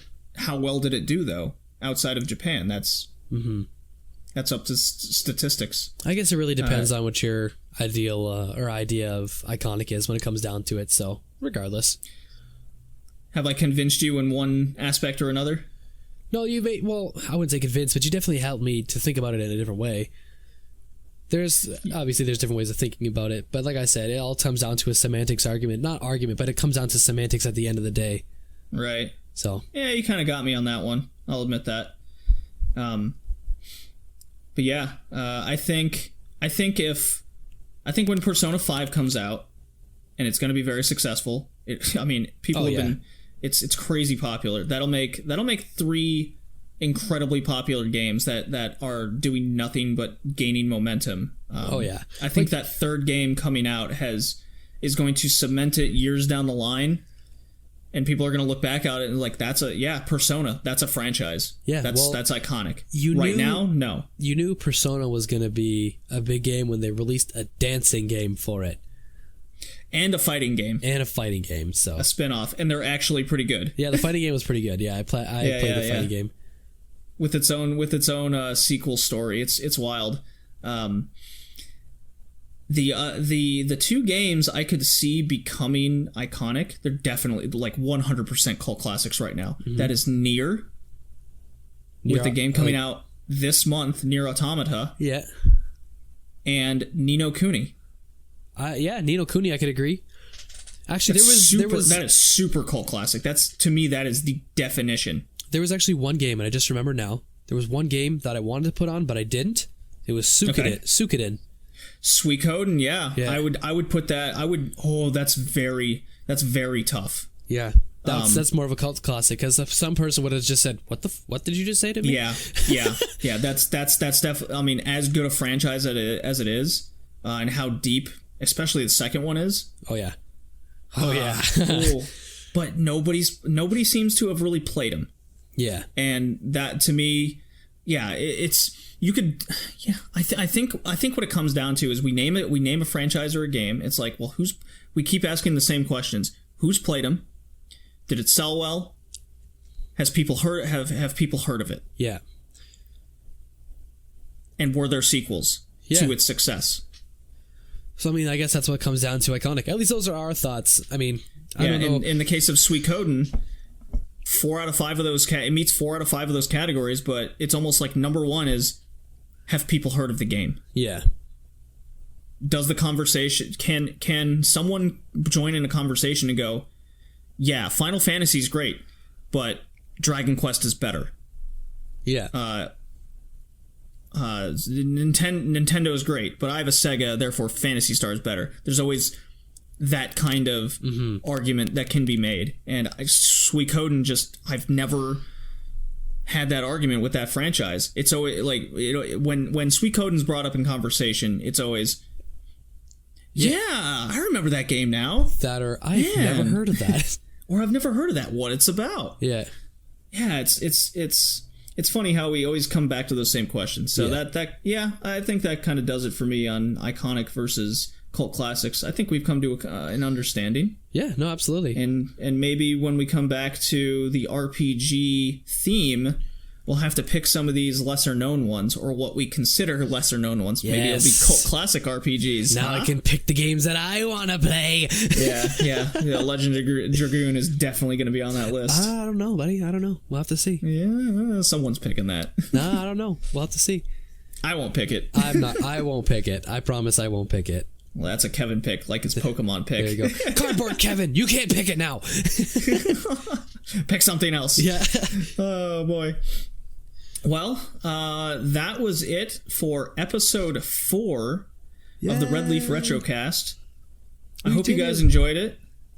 Yeah, no, absolutely. Hope you guys really enjoyed it. It was really a lot of fun to play these new RPGs. Our next theme is picked by Kevin, and he... God damn it! He has picked retro first-person shooters. Great. Fucking great. So, yeah, I hope you guys are ready to hear what goes on in that one. That's gonna be a task. Yeah. Due to we're gonna get that out in probably 2 or 3 weeks, depending on when we can all get together. Because that one we are gonna make sure all 3 of us are here or there for that one. Oh yeah, no more cardboard Kevin, actual Kevin. No more cardboard Kevin. I mean, he's great and all. He's a big talker. Yeah, he takes up too much photosynthesis. So yeah. I gotta bask in some glory too. So yeah. Good. You can find us all at our respected YouTube and VidMe channels. Moose and Spiel, that's from me. Power Chord Gaming, YouTube. Console Kev, and on Twitter, basically the same name. Yeah. I'm at Bowling JD. Power Chord Gaming. And I hope you guys enjoyed. Parting words, Josh. Go quick. Quick? Okay. Thank you guys so much for listening. Hope you guys have a great St. Patrick's Day weekend. If you need to get something to drink, look for New Amsterdam. Promise you, it's delicious. And then for your hangover, you got to get yourself some David's Tea found on Queen Street in downtown Toronto. But without further ado, thank you guys very much. Really appreciate you guys listening to us to the end. We hope you have a great one.